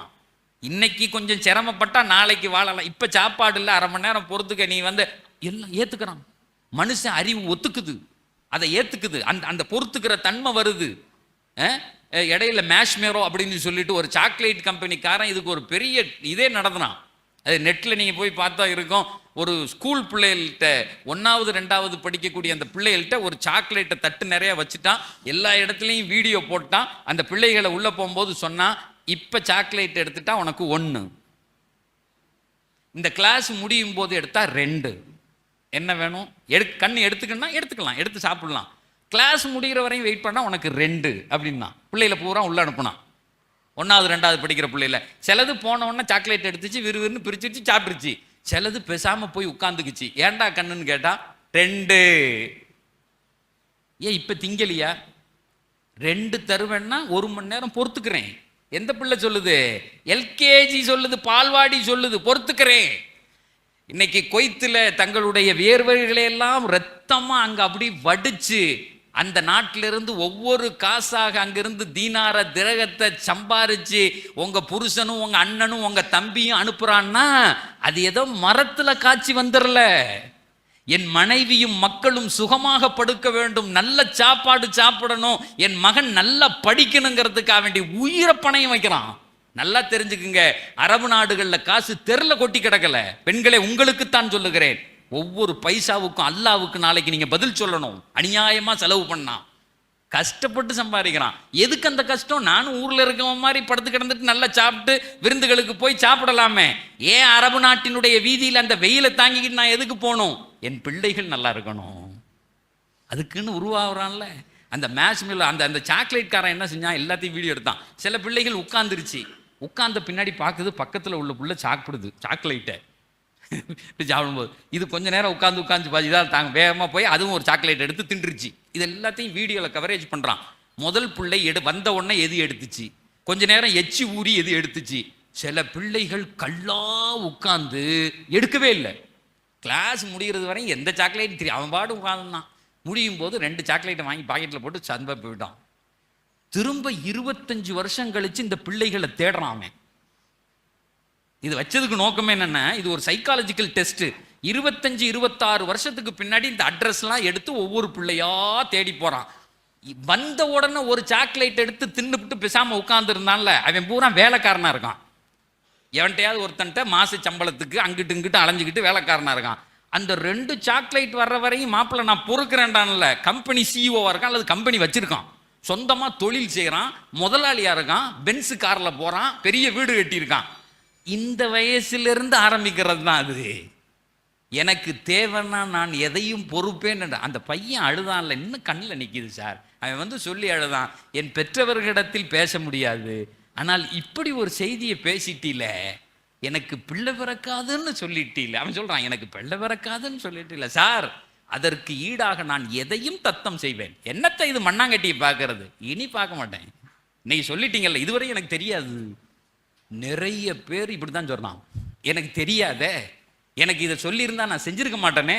இந்த பாக்கு போடுறவன், இந்த இது பீடியை குடிக்கிறவன், ஏதாவது நோய் வந்த பின்னாடி இது எனக்கு தெரிஞ்சிருந்துச்சுன்னா நான் செய்ய மாட்டேனே. அப்போ இந்த 10 விஷயம் என்னங்கிறத சொல்லிட்டு நான் என்ன செஞ்சிடுறேன், நான் 10 விஷயம் சொல்ல முடியுமா ஜியார்? அவ்வளோ டைம் இருக்கு தெரியல. ஒரு 5 விஷயம் போச்சுன்னா 5 விஷயம் போட்டோம், 5 விஷயம் அடுத்த வருஷம். உங்களை விட மாட்டாங்க, காருக்கு வந்துடுவேங்கிறாரு. அன்னைக்கு ஒரு வீட்டில் கல்யாணத்துக்கு பேச கூப்பிட்டுருந்தாங்க. நான் ஏற்கனவே சொன்னது மாதிரி நான் பேச போகிறது இல்லை கல்யாணத்துக்கு. ஆனால் அவர் சொல்லும் போதே சொன்னார், ஹஸ்ரத் அந்த கல்யாணத்தில் 90% நம்முடைய மாற்று மத சகோதரர்கள், இந்து சகோதரர்கள் தான் வருவாங்க, அதனால தான் உங்களை பேச கூப்பிட்றோன்னாரு. திருப்பூரில் பனியன் கம்பெனி வச்சுருக்காரு அவர் சொந்தமாக.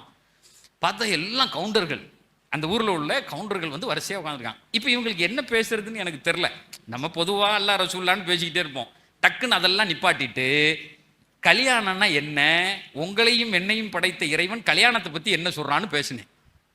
ஒரு 1/4 மணி நேரம் 20 நிமிஷம் பேசி முடிச்சுட்டு நான் மேடையை விட்டு தான் இறங்கினேன். அங்கேருந்து ஒருத்தர் நல்ல ஹைட் வெயிட்டுமா இவர் கவுண்டர் வந்தார், கை கொடுத்தாரு. பாய், முஸ்லிம் இஸ்லாம்னா இதுதான் இதுவரையும் ஒரு பய எனக்கு சொன்னதில்லை. அவர் சொல்றாரு, இவ்வளவு அருமையா பேசுற நீ, அந்த பெரியவர், அவர் என்னை விட வயசு கூட, இவ்வளோ அருமையாக பேசுகிற அப்படின்ட்டு அவன் அடுத்த கேள்வி, அதுதான் முக்கியமானது. என்கிட்ட கேட்டார், என் பொண்ணு கல்யாணத்துக்கு உன்னை கூப்பிட்டா வந்து பேசுவியா?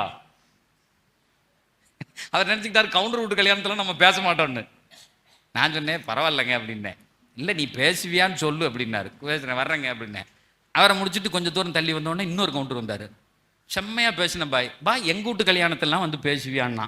நான் பார்த்தேன் இது புது நோயாக இருக்குது, பேசாமல் ஓடி போய் இப்போ வயிறு வச்சுக்கிது சாப்பிடணுமேனு கீழே இறங்கி போயிட்டேன். சாப்பிட்டாச்சு, வந்து கார் எடுக்க வர்றேன். என் காருக்கு முன்னாடியும் பின்னாடியும் வண்டியை போட்டான். எப்படி எடுக்கிறதுன்னு யோசிச்சுக்கிட்டே இப்படி நின்றுக்கிட்டு இருக்கேன். அங்கேருந்து நம்ம பாய் ஒருத்தர் வந்தார். வந்து கை கொடுத்துரு, அஸ்லாம் வலைக்கும் சார், செம்மையாக பேசுனீங்க சார். சார் என் பையன் கல்யாணத்தில் நீங்கள் வந்து பேசுவீங்களா சார்னாரு. நம்ம இப்போ தானே வண்டியை தூக்கிட்டு ஓடலான்னு வந்தால் இவன் வேற கேட்குறான்னு ஒன்று. நான் சொன்னேன் பேசுகிறேன். பையன் எந்த காலேஜில் படிக்கிறாருன்னே. இப்போ காலேஜில் 3வது வருஷம் 5வது வருஷம் படிச்சுக்கிட்டு இருந்தால் அடுத்து கல்யாணம் வைக்க போகிறான்னு. அவர் சொன்னார் இவன் கல்யாணம் 4 வயசு பையன் விட்டு 4வது படிக்கிறானா, கையோட இவன் கல்யாணத்தில் தானா. ஏற்கனவே இங்கே காரை குறுக்க போட்டான்னு கடுப்பில் இருந்தேன் நான். யோ போய வேலையை பார்த்துக்கிட்டு 4 வயசு பையன் கல்யாணத்தில் இவர் வந்து பேசுவாரான்னு கேட்குறான் பாரு. என்ன செய்தி அப்படிப்பட்டது.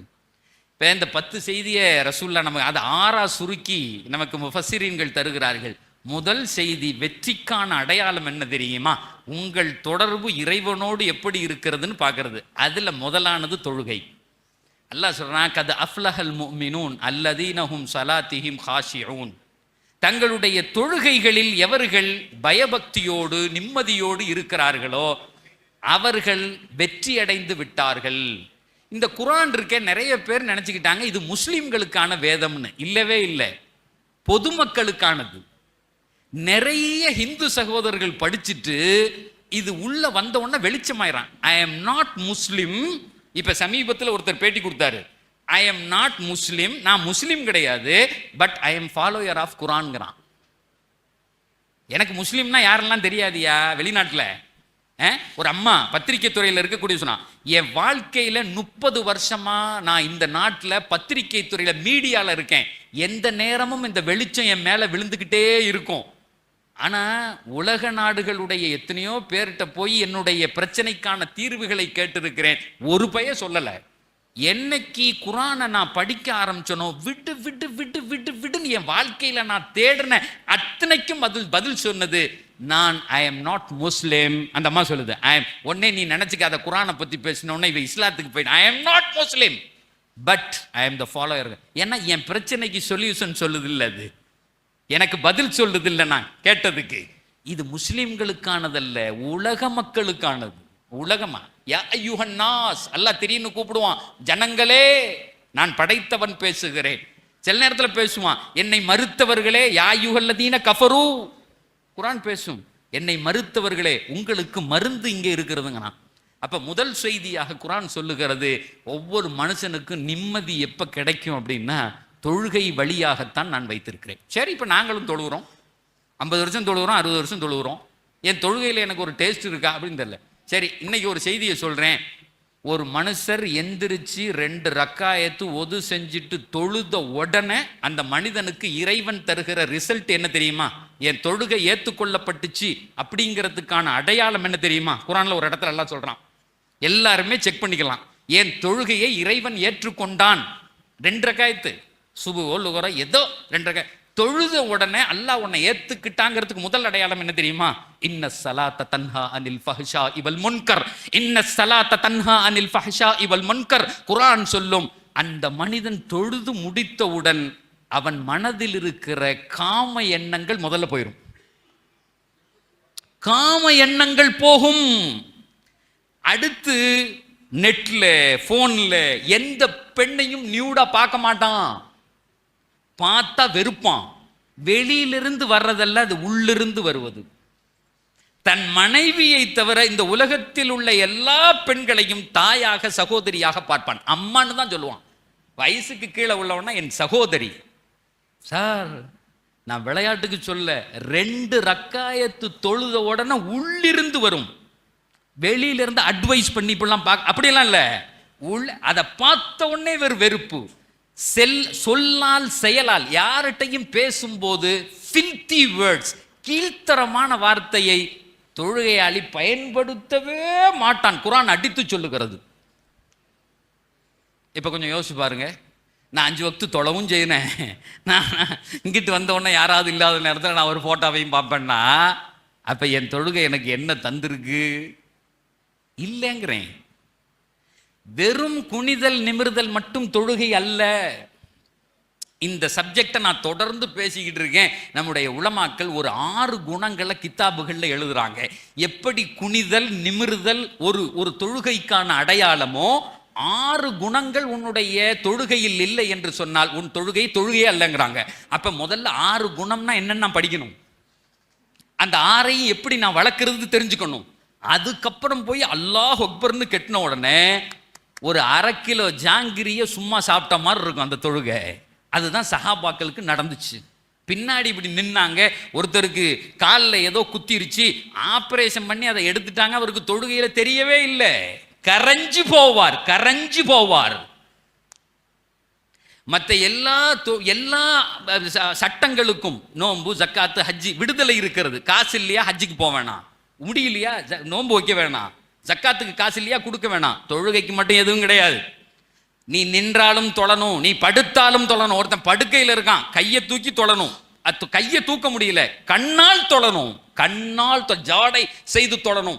எதுவரையும் தொழணும்? உன் மரணம் வருகிற வரை தொழணும்.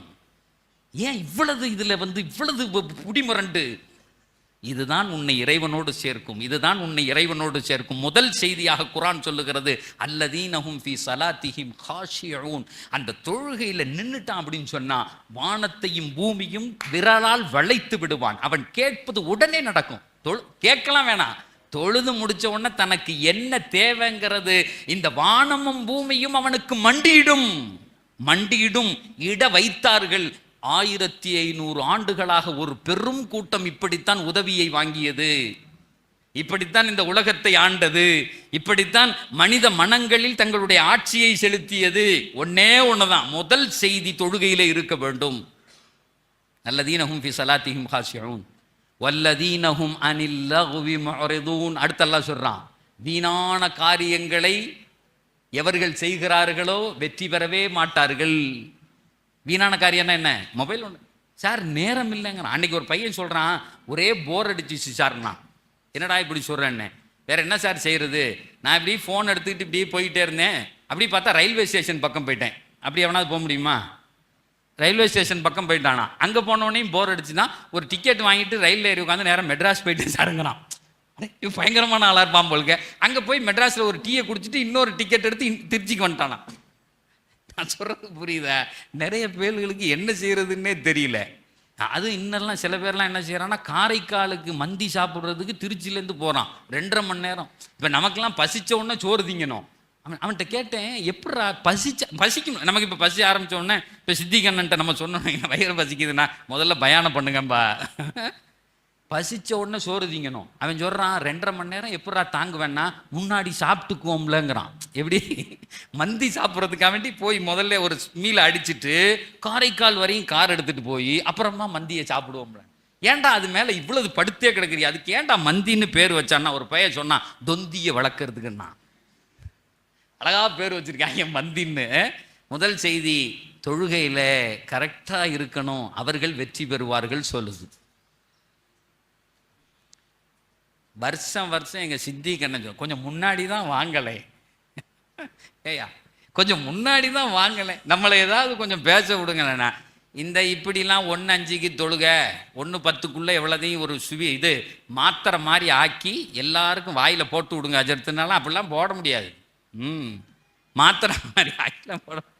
இதெல்லாம் எப்போ தெரியுமா பேசணும்? இஷா தொழுதுட்டு உட்காந்துக்கணும், ஒரு ட்ரம்மு நிறைய டீ போட்டு வச்சுக்கணும், அப்படியே குடிச்சிக்கிட்டே இருக்கணும், சுபு வரையும் பேசணும். ஏன்னா குர்ஆன் அப்படி பேசினா தான் விளங்கும். அது ஒரு ஆனந்தம், அது ஆனந்த கூத்து. அது அல்லாஹுவையும் பெருமானாரையும் பேசுறது கேட்கறதே ஸ்வீட்டு சாப்பிட்றது மாதிரி. அது கேட்கவே ஆனந்தமா இருக்கும் சகோதரர்களே. அப்போ முதல் செய்தி தொழுகையை சொல்லுகிறது. 2வது செய்தி நான் அப்படியே சுருக்கமாக சொல்லிட்டு போயிட்டானே, இல்லைன்னா நீங்கள் அடுத்த வருஷம் வரணும் பாரு. அன்றைக்கி ஒரு பள்ளியாச்சல்ல இதில் ரம்ஜானில் கூப்பிட்டாங்கன்னு போயிட்டேன். 2, 3, 4 வருஷம் 5 வருஷம் 6 வருஷம் 7 வருஷம் 8வது வருஷம் சொன்னேன், இனி உங்கள் பள்ளியாச்சலுக்கே வர மாட்டேன் போதுமையா அப்படின்னேன். உடனே அந்த இமாம் என்ன ஜெர்த்தி இப்படி சொல்றியான்னு நான் பயன் பண்ணி முடிச்ச உடனே சொல்றாரு, இவர் அடுத்த வருஷம் வரமாட்டேன்னு சொல்றாரு. யார்கிட்ட? மக்கள்கிட்ட. அடுத்த வருஷம் வரமாட்டேன்னு சொல்றாரு, நீங்களா பார்த்து அடுத்த வருஷத்துக்கு டேட்டு கேளுங்க அப்படின்னு இங்கே கோத்து விட்றாரு. நான் சொன்னேன், ஓன்ட்ட சொன்னதை ஏன் ஊருக்கெல்லாம் சொல்றேன்? அவங்க சொன்னா தானே கேட்பிய. நான் சொன்னேன், அடுத்த வருஷம் உயிரோட இருப்போமோ இல்லையோ தெரியல, இன்னைக்கே டேட்டு கேட்குறியா அதுக்கு? அப்ப முதல் செய்தி தொழுகையை சொல்லுகிறது. ரெண்டாவது செய்தி அல்லாஹு தாலா அனில் லகுவி மாறிதுங்கிறான். விளையாட்டு வீண் அப்படிங்கிறதெல்லாம் நமக்கு இல்லை. மொபைலை கை எடுத்துட்டு எவ்வளோ நேரம் இருக்கணும்னே நமக்கு தெரியல. என்ன அதனால? மின் ஹுஸ்னி இஸ்லாமில் மர்க்கி தர்குஹு மாலா யானி, தனக்கு தேவையில்லாததை ஒரு முஸ்லீம் செய்யவே மாட்டான் ரசூலுல்லாஹ் சொன்னாங்க. ஒரு அழகிய இஸ்லாம் என்ன தெரியுமா? என்ன செய்யறோன்னே தெரியாம இப்படி செய்யறது, அப்படியெல்லாம் மொபைல் நோண்டுறது, டிவியை பார்க்கறது, தேவையில்லாமல் போய் இன்னொருத்த விஷயத்தில் தலையிட்டு அதில் சண்டை எழுக்கிறது, அதெல்லாம் செய்யவே கூடாது என்று மார்க்கம் சொல்லுகிறது. நேரத்தை வகுத்து கரெக்டாக செய்கிறது, செயல்பாடுகளை கரெக்டாக செய்கிறது. அந்த நேரம் நமக்கு வகுக்க தெரியலையா? யார் வகுக்க தெரியுமோ அவன்கிட்ட கேட்கறது. நிறைய பெரிய பிரச்சனையே இதுதான் இன்னைக்கு. அவன்கிட்ட கேட்டால் நம்மளை என்ன நினச்சிக்குவானோங்கிறான். அப்படிலாம் இங்கே நினைக்கிறதுக்கெலாம் ஒன்றும் இல்லை. யார்ட்டையா கேட்டுக்கணும், இப்படி எப்படிங்க இதை சரி பண்ணுறது? பிள்ளைகளுக்கு நாம் சொல்லி கொடுப்பது. அவனுக்கு என்ன செய்யறதுன்னே தெரியல, சும்மா உட்காந்து இருக்கிறதுனால நான் எதையாவது செஞ்சுக்கிட்டே இருக்கேங்கிறான். எதையும் அவர்கள் வீணானதை அவர்கள் செய்ய மாட்டார்கள். அனில்லகுவி மாறிதோன், அவனுக்கு 1000 வேலை இருக்கு, நேரங்கள் இன்னைக்கு தேவைப்படுது அப்படிங்கிறத அழகா குரான் நமக்கு சொல்லி தருகிறது. இன்ஷா அல்லாஹ் இந்த ரெண்டையும் மட்டும் எடுத்துக்குவோம். எதை? ஒன்னாவது தொழுகையில் ஈடுபடுவது. அது என்ன சொர்க்கத்தில் சேர்க்கும், கொண்டு போய் நாளை மறுமையில் அல்லாஹுவோடு சேர்க்கும். இந்த உலகத்தில் எல்லாத்தையும் வாங்கி எனக்கு தரும், பெரிய சுகத்தை தரும். எல்லாத்தையும் விட பெரிய விஷயம், மரணம் வரை நோய் வராது. மரணம் வரை ஒழுங்காக தொடக்கூடியவர்களுக்கு நோயை அல்லாஹு தரமாட்டான். சுகமான மரணம் ஏற்படும். மரணம் வரையும் பொருளாதாரம் கையில் இருந்துகிட்டே இருக்கும், கையில் இருந்துகிட்டே இருக்கும். நான் ஏற்கனவே சொன்னேன்ல, அந்த 6 செய்தியோட சேர்த்து தொழுதா. எங்கள் ஊரில் இவரும் 30 வருஷமாக தொழுகிறார் ரஜித்து, இவருக்கு எல்லா நோயும் இருக்குன்னு கேட்கக்கூடாது. அப்போ அவரை கொண்டு தெருல இழுத்துறது மாதிரி ஆகும். ரெண்டாவது, நேரங்களை மிகச்சரியாக பயன்படுத்தி வீணானவைகளில் செயல்பட மாட்டார்கள் அப்படிங்கிறது. அந்த கூட்டத்தில் நம்ம சேரணும்னு நினைக்கணும். ரெண்டாவது, பிள்ளைகளுக்கு ஏதாவது ஒன்று கொடுத்துக்கிட்டே இருக்கணும். வந்தவுடனே சித்திக்கு என்ன சொன்னாங்க, இந்த வருஷம் செஞ்சது பூரா பிள்ளைகள் தான். அவங்கள என்ன செய்யணும்? டெலிகேட் பண்ணணும். இதை கொடுத்துட்டு இவங்க எப்படி செய்கிறாங்கன்னு பிள்ளைகளை பார்க்கணும். நம்மளும் பிள்ளைகளை ஒரு வேலையை கொடுத்துட்டு கூட்டுன்னு சொல்லணும், கூட்டு சொல்லணும், வீட்டை கூட்ட சொல்லணும். நிறைய பேர் தொட்டாத, இந்த அம்மாக்கள் கெடுக்கிறதே இவ்வளவுதான். அந்த பிள்ளைய அவ கூட விளக்கு மாத்த தூக்கிடுவோம். என் பிள்ளை தொடக்கணும். அங்கே போனவொடனே விளக்கு மாத்தாலே அடிப்பான் மாப்பிள்ளை வீட்டில். உங்கள் அம்மா உன்னை கூட்ட விடலையான்னு அதை தூக்கிக்கிட்டு சாத்துறான். என்ன தெருவை கூட்ட விட்டு எங்கள் அத்தா வெளியே நின்று வேடிக்கை பார்த்துட்டு இருப்பா. கூட்டுறா, கூட்டு தெருவை. நான் சொல்லுவேன், இப்போ தான் தொலை வச்சுட்டு வந்தேன் பள்ளியாசல்ல, சுபுகு தொழுதவன் பூரா வர்றான், என்னை ஏன் இப்படி விளக்கு மாத்தணும்? அதெல்லாம் ஒன்றும் உங்கள் தரஜா இறங்கிறாது தான் கூட்டும்பாங்க எங்கள் தந்தை. இன்னைக்கும் என்னை எங்கே நின்று ஒரு பேப்பரை எடு கூட்டுன்னா என்னால் கூட்ட முடியும். ஏன்னா அந்த உருவாக்கின மனோநிலை தானே ஒழிஞ்சே நான் இல்லை. அதனால நேரங்களை சரியாக பயன்படுத்த நம்முடைய பிள்ளைகளுக்கு நாம் சொல்லித்தர வேண்டும். இந்த அமர்வின் வழியாக அல்லாஹு தாலா நமக்கு அந்த 10 என்னெல்லாம் அல்லாஹ் சொன்னானோ அதெல்லாம் அல்லாஹ் நமக்கு புரிய வைப்பான். சரியா இன்ஷா அல்லாஹ்? அல்ஹம்துலில்லாஹ். ஒரு 10 விஷயத்தை பெருமானார் சொல்லி, இந்த 10ஐயும் நீங்கள் கடைபிடித்தால் உங்கள் இம்மை மறுமையினுடைய வாழ்க்கை வெற்றி பெறும்னு சொன்னாங்க. நம்மளும் கடைபிடிக்கணும், நம்முடைய பிள்ளைகளுக்கும் சொல்லணும். சித்திக் ஆஜியாரனுடைய ஆர்வத்தை விட மற்றவங்களுமே அந்த 10ஐயும் சொல்லிட்டு போயிருங்களேன் அப்படின்னு சொல்லிட்டு ஆர்வப்படுறதுனால வயிறு பசிக்குது, பிரியாணின்னு வேற சொல்லிட்டாரு. பிரியாணிலாம் இல்லையா, சாப்பாடு உண்டுன்னு சொன்னதுக்கப்புறம் அல்லாவே சொல்கிறான், உனக்கு சவுறு வந்துருச்சுன்னா முதல்ல சோத்தை தின்னு தொழாதாங்கிறான். அப்புறமா வயிறு வச்சிக்கும் போது சாப்பாடு வந்துச்சுன்னா முதல்ல சாப்பிட்டுட்டு அப்புறமா தொழுவுங்க அப்படிங்கும்போது இந்த 5 மட்டும் சுருக்கமாக ஒரு டேப்லெட் மாதிரி சொல்லிடுவோம். முதல் விஷயம் அல்லாஹ் சொல்கிறான், அல்லது கது அஃப்லஹல் முஃமினூன், மூமீன்கள் வெற்றி பெற்று விட்டார்கள், முடிஞ்சு. யாரு அப்படின்னு கேட்டால் இந்த 10 அடையாளங்களோடு இருக்கக்கூடியவர்கள் அப்படின்னு சொல்கிறான். அல்லதீனஹும் ஃபி சலாத்திஹிம் ஹாஷியூன், தொழுகையில் நிற்கும் போது வேறு எந்த விதமான எண்ணமும் இல்லாமல் இறைவனுக்கென்று தொழக்கூடியவர்கள். இப்போ நம்ம சொல்கிறோம், அப்படி நிற்கும் போது எனக்கு வேற எண்ணெல்லாம் வருது. தொழுகையில் நின்னாதான் எனக்கு வீட்டில் விட்டுட்டு வந்தது, குளறுபடி, காசு கொடுத்தது, போனது, வந்து எல்லாமே வருது. ஒரு அமைதியான தொழுகை இல்லைன்னா அதுக்கு ஒரு செய்தியை பெருமானார் சொல்கிறாங்க. இதை செஞ்சால் அந்த தொழுகை வந்து முழுமையாக இருக்கும் அப்படின்னு சொல்லிட்டு ஒன்றை சொல்லித்தராங்க. இன்ஷா அல்லாஹ் அதை நான் இது முடியும் போது சொல்கிறேன். இப்போ கொஞ்சம் அப்படி இப்படி பேசிக்கிட்டு இருக்கிறதுனால எல்லாம் கவனமாக இருக்கணுங்கிறதுக்கு நான் என்னை பேசி முடிக்கும்போது சொல்லுவேன். விட்டுட்டேன்னா நீங்கள் கேட்டுக்கலாம், சரியா? அதை சொன்னால் அதை செஞ்சால் அவங்க தொழுகை முழுமையாக இருக்கும், தானாக மாறும். தொழுகையில் கவனமாக இருக்கணும். முதல் செய்தி, எந்த நேரத்திலையும் தொழணும். வஅமுர் அஹ்லக பிஸ்ஸலாத்தி வஸ்தபிர் அலைஹா. அல்லாஹ் சொல்கிறான், நீங்களும் தொழுவுங்க, உங்கள் பிள்ளைகளை தொழ சொல்லுங்கள், சின்ன வயசுலேருந்தே தொழ சொல்லுங்கள், அதில் நிலைத்திருங்கள் அப்படின்னு சொல்லிட்டு நாமே ரிசுக்கு தருகிறோம் அப்படிங்கிறான். தொழுகைக்கு பின்னால் ரிசுக்கினுடைய வாசல்கள் திறக்கப்படும். ஒழுங்காக நம்ம தொழுதுகிட்டே இருந்தோம் அப்படின்னு சொன்னால் நினைக்கிற நேரத்தில் நினைக்கிற காரியங்கள் சிறப்பாக நடக்கும். குழந்தை பிறந்த உடனேயே பொம்பளை பிள்ளை பிறந்துருச்சு, நான் வந்து இந்த பிள்ளைக்கு வீடு வாங்கி வைக்கணும், 500 பவுன் போடணும்னு அப்போ யோசிக்க வேண்டியதில்லை. அந்த பிள்ளை கல்யாணம் முடிக்கிற நேரத்தில் உங்கள் கையில் காசு இருக்கும், அது போதும்ல. இப்போ இங்கேருந்து மெட்ராஸ் போகணுன்னு காரை ஸ்டார்ட் பண்ணிவிட்டு மெட்ராஸ் வரையும் லைட்டு தெரியல, அதனால நான் போக மாட்டேன்னு ஒருத்தன் சொன்னால் என்ன செய்வோம்? மண்டையில் அடிப்போம். லைட்டு, கார் லைட்டை போட்டோன்னா முன்னாடி இருக்கிறது தான் தெரியும், அப்படியே போக போக மெட்ராஸ் வரையும் போயிடலாம், அப்படி தானே? எவனாவது லைட் இங்கிருந்து நான் மெட்ராஸுக்கு அடித்தாதான் போவேன்னு யாராவது சொல்லுவோமா? சொல்ல மாட்டோம். கல்யாணம் பண்ணுறதுக்கு பிள்ளைக்கு இப்போவே நான் நகை சேர்த்துருவேன்னு யாராவது சொல்லுவேன், அது வர்ற அன்னைக்கு இருக்கும். தொழுதால் அல்லாஹ் உங்களுடைய பரக்கத்தினுடைய வாசலை திறந்து விடுவான். உங்களுடைய பொருளாதாரம் நிரப்பமாக இருக்கும். பிள்ளைகள் சாலிகான பிள்ளைகளாக வளருவார்கள். நோவினை தரமாட்டான். அந்த பிள்ளைகளால் உங்கள் குடும்பத்துக்கு கேவலம் வராது. ரெண்டாவது முக்கியமான விஷயம், மனசிலிருந்து கசடுகள் எடுக்கப்பட்டுரும், அழுக்குகள் போயிடும், எதை பார்த்தாலும் சரியாக பார்க்க முடியும். முதல் செய்தி. ரெண்டாவது செய்தி எல்லாம் சொல்கிறான், வல்லதீனஹும் அனில் லஹ்வி முஅரிதுன். சின்ன பிள்ளையாக இருக்கும்போது விளையாடணும். 6 வயசு வரையும் குழந்தைகளுக்கு விளையாட்டு தான். விளையாட்டு விளையாட்டு ரசூல்லா சொல்லித்தர்றாங்க. ஒரு பிள்ளைக்கு 6 வயசு வரையும் விளையாடிக்கிட்டே இருக்கும். அதே விளையாட்டு பிள்ளையா அவன் கடைசி வரையுமே வளர முடியாது. ஆனால் நம்ம பிள்ளையெல்லாம் இன்றைக்கி அப்படி தான் வளர்க்குறோம். காலேஜ் படிக்கிற வரையும் விளையாடிக்கிட்டே இருக்கான், எதையாவது ஒன்று செஞ்சுக்கிட்டு இருக்கான், தேவையில்லாத வேலையை செஞ்சுக்கிட்டு இருக்கான். குரான் சொல்லுகிறது, ஒரு குறிப்பிட்ட வயசு வந்தவொடனே அவனை மாற்றி விடணும், பொறுப்பாக அவனை ஆக்கணும். அதனால விளையாட்டு அப்படிங்கிறது ஒரு வயசு, அதை கடந்த உடனே மாற்றி விடணும். எப்படி பால் குடியை மாத்திரமோ அதை மாதிரி மாற்றி விடணும். இனி உனக்கு பொறுப்பு வந்துருச்சுதா அப்படின்னு சொல்லிட்டு குடும்பத்தினுடைய பொறுப்புகள் சிலதை பிள்ளைகளுக்கு கொடுக்கணும். கொடுத்துட்டா அவன் என்ன செய்வான்னா மாறுவான். இல்லை நீ பாட்டுக்கு டெய்லி வாரம் வாரம் கிரிக்கெட்டு விளையாடப்போ, அது விளையாடப்போ, எப்போ பார்த்தாலும் கேம் விளையாடிக்கிட்டே. இன்றைக்கெலாம் இன்டோர் கேம் தான் விளையாடுறான், வீட்டுக்குள்ளே உட்காந்து கேம் விளையாடிக்கிட்டு இருக்கான். அன்னைக்கு ஒரு நண்பரை பார்க்க போயிருந்தேன், திடீர்னு பார்த்தா புடுறாவனை புடுறாவன். நானே கொஞ்சம் நேரம் ஒரு மாதிரி ஆகிட்டேன். இவர் பையன் நல்லா தானே இருந்தான் அப்படின்னு என்ன கேட்குறேன். அவரே என்னை புரிஞ்சுக்கிட்டு சொல்கிறாரு, பையன் கேம் விளையாடுறான் சேர்த்து அப்படிங்கிறார். ரூமுக்குள்ளே உட்காந்து அவனை புடுறா வெட்டுறா அடுறான் இருக்கான். லூஸ் ஆகிடுவாங்க பிள்ளைகள், அப்படிலாம் விடக்கூடாது, அது கடமை நமக்கு. வல்லதீனஹும் லிஸ்ஸக்காத்தி ஃபாயிலூன். 3வது குணம் குரான் சொல்லுகிறது. மொத்தம் 6ஆ பிரிச்சிருக்காங்க. 3வது குணம் ஜக்காத்தை செய்வார்கள் அப்படிங்குது குரான். அமல் கொடுப்பார்கள் இல்லை, வேலையை போட்டு எழுதி போட்டாங்கல்ல, இவ்வளோ ஜக்காத்து கொடுத்துருக்கோம், இது பண்ணியிருக்கோன்னு. ஆனால் அவர் செய்தியை சொன்னார், உங்கள் சொந்தக்காரங்களுக்கு கொடுத்தது போக மீதி எங்கள்கிட்ட கொடுங்கன்னு கேட்போம் அப்படிங்கிறாரு. இந்த இடத்துல ஃபாயில் அப்படிங்கிறதுக்கு இது கொஞ்சம் விளக்கம் சொல்லி ஆகணும். ஜக்காத்தை கொடுப்பார்கள் நல்லா சொல்ல, ஜக்காத்தை செய்வார்கள்ங்கிறான். ஃபஅல அப்படின்னா தே ஆர் டூயிங்னு அர்த்தம், ஒன்றை செய்கிறது. எப்படி செய்கிறது?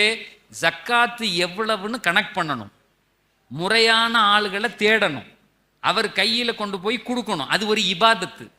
கொடுக்கும்போது எப்படி இருக்கணும்? சந்தோஷமாக கொடுக்கணும். அந்த ஜக்காத்தை கொடுக்கும்போது நிறைவாக கொடுக்கணும். 1 கோடி ரூபா அல்லாஹ் எனக்கு தந்தான், அதில் 2.5% தான் கொடுக்க சொன்னான், அதனால நான் கொடுக்குறேன்னு கொடுத்தா அந்த 1 கோடி சத்தியமாக 2 கோடி ஆகும். 1 கோடி 2 கோடி ஆகும். அப்போ 2 கோடி 4 கோடி இல்லை, 2 கோடி 8 கோடி ஆகும். 8 கோடி 800 கோடி ஆகும். நான் சொல்கிறது விளங்குதா கணக்கு? 1 2 2 4 8 800 அப்படி தான் கணக்கு. ஏன்னா நான் சொல்லலை, குரான் சொல்லுகிறது. அவர்கள் கொடுத்தால் வருத்தப்பட்டு கொண்டே கொடுப்பார்கள். வலா யஅதூன ஸலாத்த இல்லா வஹும் குஸாலா வலா யுன்ஃபிகூனஹா இல்லா வஹும் காரிஹூன் அல்லாஹ் சொல்றான். கொடுக்கும்போது வலிச்சு கொடுத்தன்னா கொடுக்காத. ஏன்னு கேட்டால் அந்த காசு ரிட்டர்ன் வராது, நோயா வரும், சிரமமா வரும். ஏன்னா அவ்வளோ பேர் 1 கோடி ரூபா காசு கொடுத்துருக்கான், ஒரு 1,00,000 ரூபா எடுத்து அல்லாஹ்க்குன்னு ஜக்காத்து கொடுக்கும்போது ஃபாயில் அப்படிங்கிறதுக்கு அர்த்தம் என்னன்னா தேடணும், நோட்டு போட்டு எழுதணும், மனைவிக்கு எவ்வளோ ஜக்காத்துன்னு எழுதணும். சும்மா இந்த கோயம்புத்தூரில் ஜக்காத்து சேலைன்னு ஒன்று விற்கிறான், ஒரு தடவை அலசிட்டு எடுத்தால் பாதி சேலை தான் கையில் வரும், மீதி பூரா தண்ணியில் போயிடும். அவனே போட்டு விற்கிறான் ஜக்காத்து சேலைகள். அப்போ முஸ்லீமினுடைய எண்ணத்தை எப்படி பிரதிபலிச்சிருக்கான் பாருங்க. சரி, ஒருத்தன் எல்லாம் சேலையாக வாங்கி ஒருத்தி கொடுத்துட்டான், அதை சாப்பிட்டு பொழைச்சிக்குவாள்ல அவ. எங்க சேலையை சாப்பிடலாம்ல? சாப்பிட முடியுமா சேலையை? எப்படி சாப்பிட முடியும்? சேலையாக வாங்கி கொடுக்கறது, சட்டையாக வாங்கி கொடுக்க, அதை வச்சு என்ன செய்ய? இவங்க ஒரு அழகான வேலையை செஞ்சுருக்காங்க. ஜக்காத்து அப்படிங்கிறது ஒருத்தனை ஏழையாக்குறதில்ல, அவனுக்கு கொடுக்கறதில்ல, கொடுக்க வைக்கிறது, பணக்காரனாக்குறது. ஒருத்தருக்கு தேவை ஒரு தொழில் செஞ்சா ஒரு 1,00,000 ரூபா கொடுத்தா அவர் தொழில் செஞ்சு பொழைச்சிக்குவார்னா 1,00,000 ரூபாயை கொடுக்கறது தான் ஜக்காத்து. இந்த 10 ரூபா 20 ரூபா இப்படி இது அது சதக்காக்கள். ஜக்காத்துங்கிறது சிஸ்டமைஸ்டு. இதை ரசூல்லா இம்ப்ளிமெண்ட் பண்ணிட்டு தான் வாழ்ந்த காலத்திலேயே எல்லாரும் காசு வச்சிருந்தாங்க. இப்போ அவங்கெல்லாம் சொன்னாங்க எங்கள் ஜக்காத்தை யாரும் சொல்ல யார்கிட்ட கொடுக்கறதுன்னு. இந்த ஊரில் யாருமே இல்லையா, அப்போ பக்கத்து ஊரில் கொண்டு போய் கொடுங்கன்னாங்க. ஒரு ஊரையே பணக்காரர்களாக மாற்றி காண்பித்தவர்கள் பெருமானார். உமர் ரலியல்லாஹு தஆலா ஜக்காத்தை கொடுக்க முடியாமல் அங்கே கொண்டு போய் இங்கே போய் கடைசியில் குழியை தோண்டி புதடான்னா. நான் சொல்கிறது விளங்குதா? ஏன்னா ஜக்காத்து வாங்குற ஆள் அதுக்கு தகுதியோடு இருக்கணும். எல்லாரும் காசு வச்சுருக்கான், எல்லார்ட்டையும் 10 கோடி ரூபா இருக்குது. இப்போ எவன்கிட்ட கொண்டு போய் கொடுக்குறது? ஜக்காத்தை யார்ட்டையும் கொடுக்க முடியாது. யாரெல்லாம் நாங்களும் தேடி தேடி பார்த்தேன், இல்லை, குழியை தோண்டு ஜக்காத்தை உள்ளே போட்டு போத, அவ்வளோதான், முடிஞ்சு போச்சு. அப்படி ஒரு செய்தியை சொல்லிவிட்டு ஒரு கூட்டத்தையும் உருவாக்கி காமிச்சிட்டு போயிட்டாங்க. அப்போ பணக்கார கூட்டம் எப்ன ஆதம் அன்ஃபிக் யுன்ஃபக் அலை.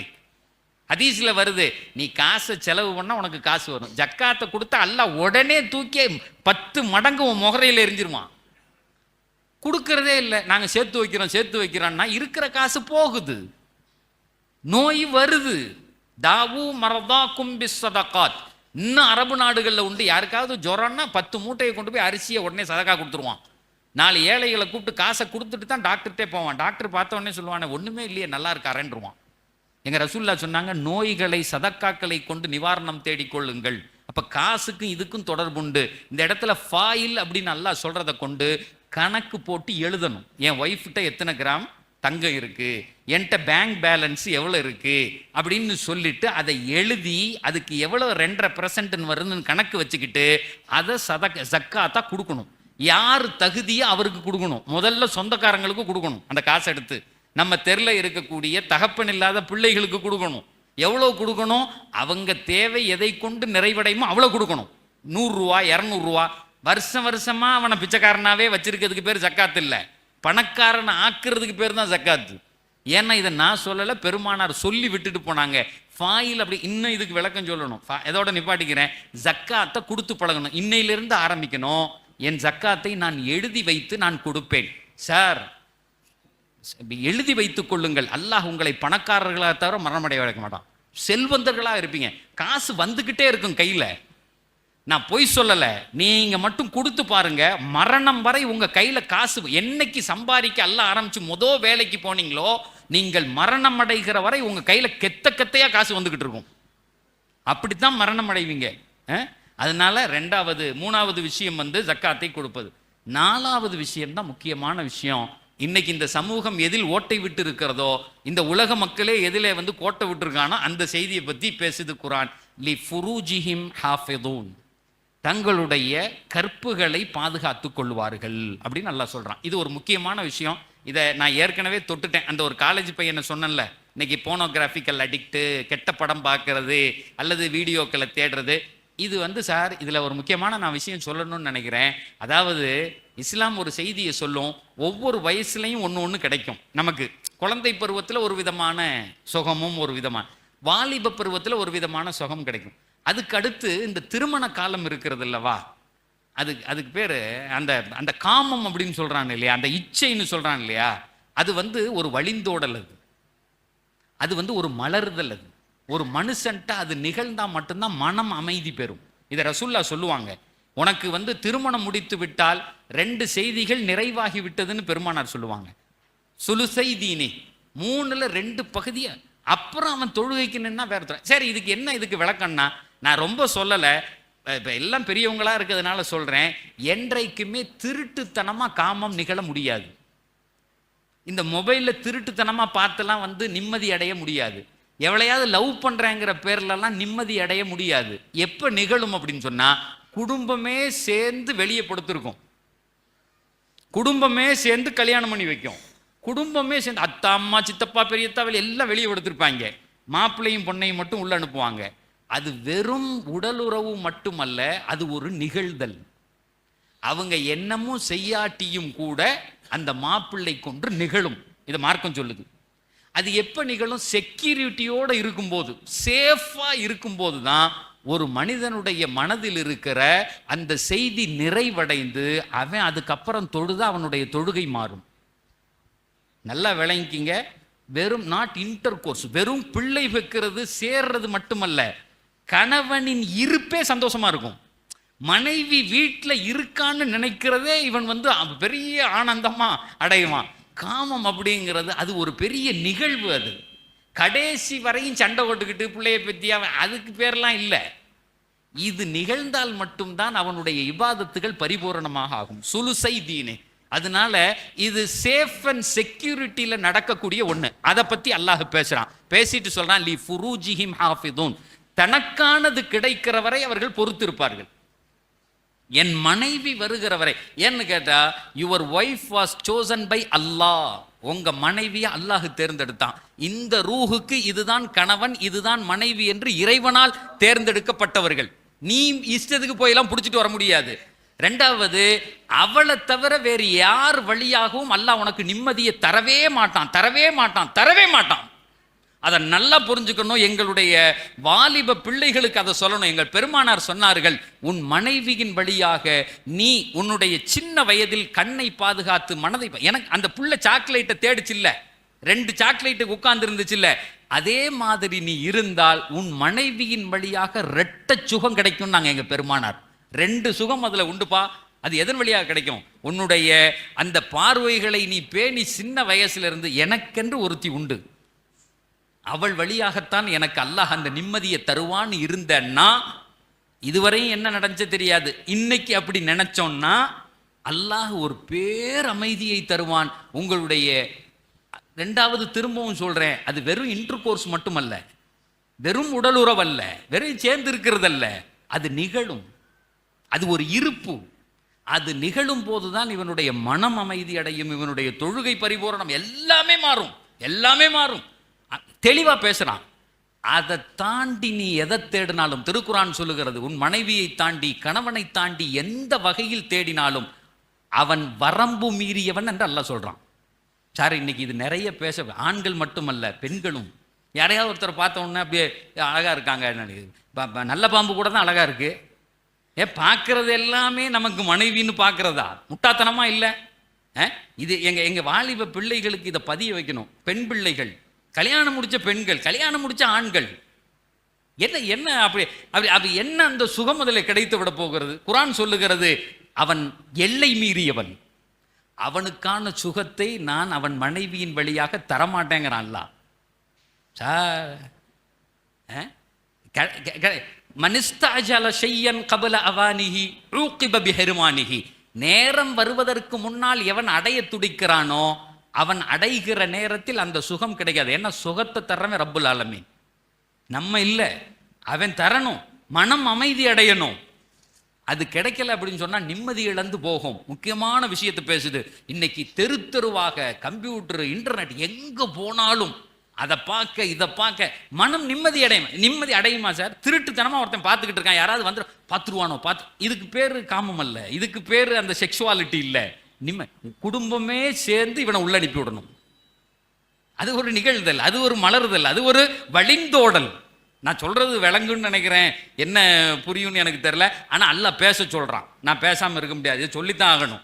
தொழுகையில நிம்மதி வேணும்னா, ஜக்காத்தை ஒழுங்கா கொடுக்கணும்னா, இது அவனுடைய வாழ்க்கையின் நடுப்பகுதி. மரணம் அடையும் போது கூட நிம்மதியாக மரணம் அடைகிற நிலையை அதன் வழியாக அவனுக்கு பெற்றுக்கொள்வான். அதனால அதை 3 செய்தி அல்லாஹ் பேசுறான். நான் அதுக்கு வடிகால் இல்லைன்னு நினைச்சுக்காத. ஏன்னு கேட்டா, அன்னைக்கு அந்த எண்ணம் வர்றதில்லை, குழந்தையிலேருந்தே இருக்கு, வாலிப வயசுலேருந்தே இருக்கு. அதுக்கு நம்ம பொருத்திக்கலாம்.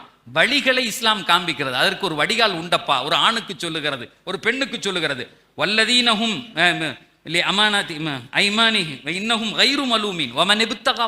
அவர்கள் திட்டுவதற்கு உண்டானவர்கள் அல்ல. அப்போ ஒருத்தன் கல்யாணம் பண்ணி பிள்ளையை பெற்று சந்தோஷமா இருக்கான்னா வாழ்த்துக்குரியவர்கள்.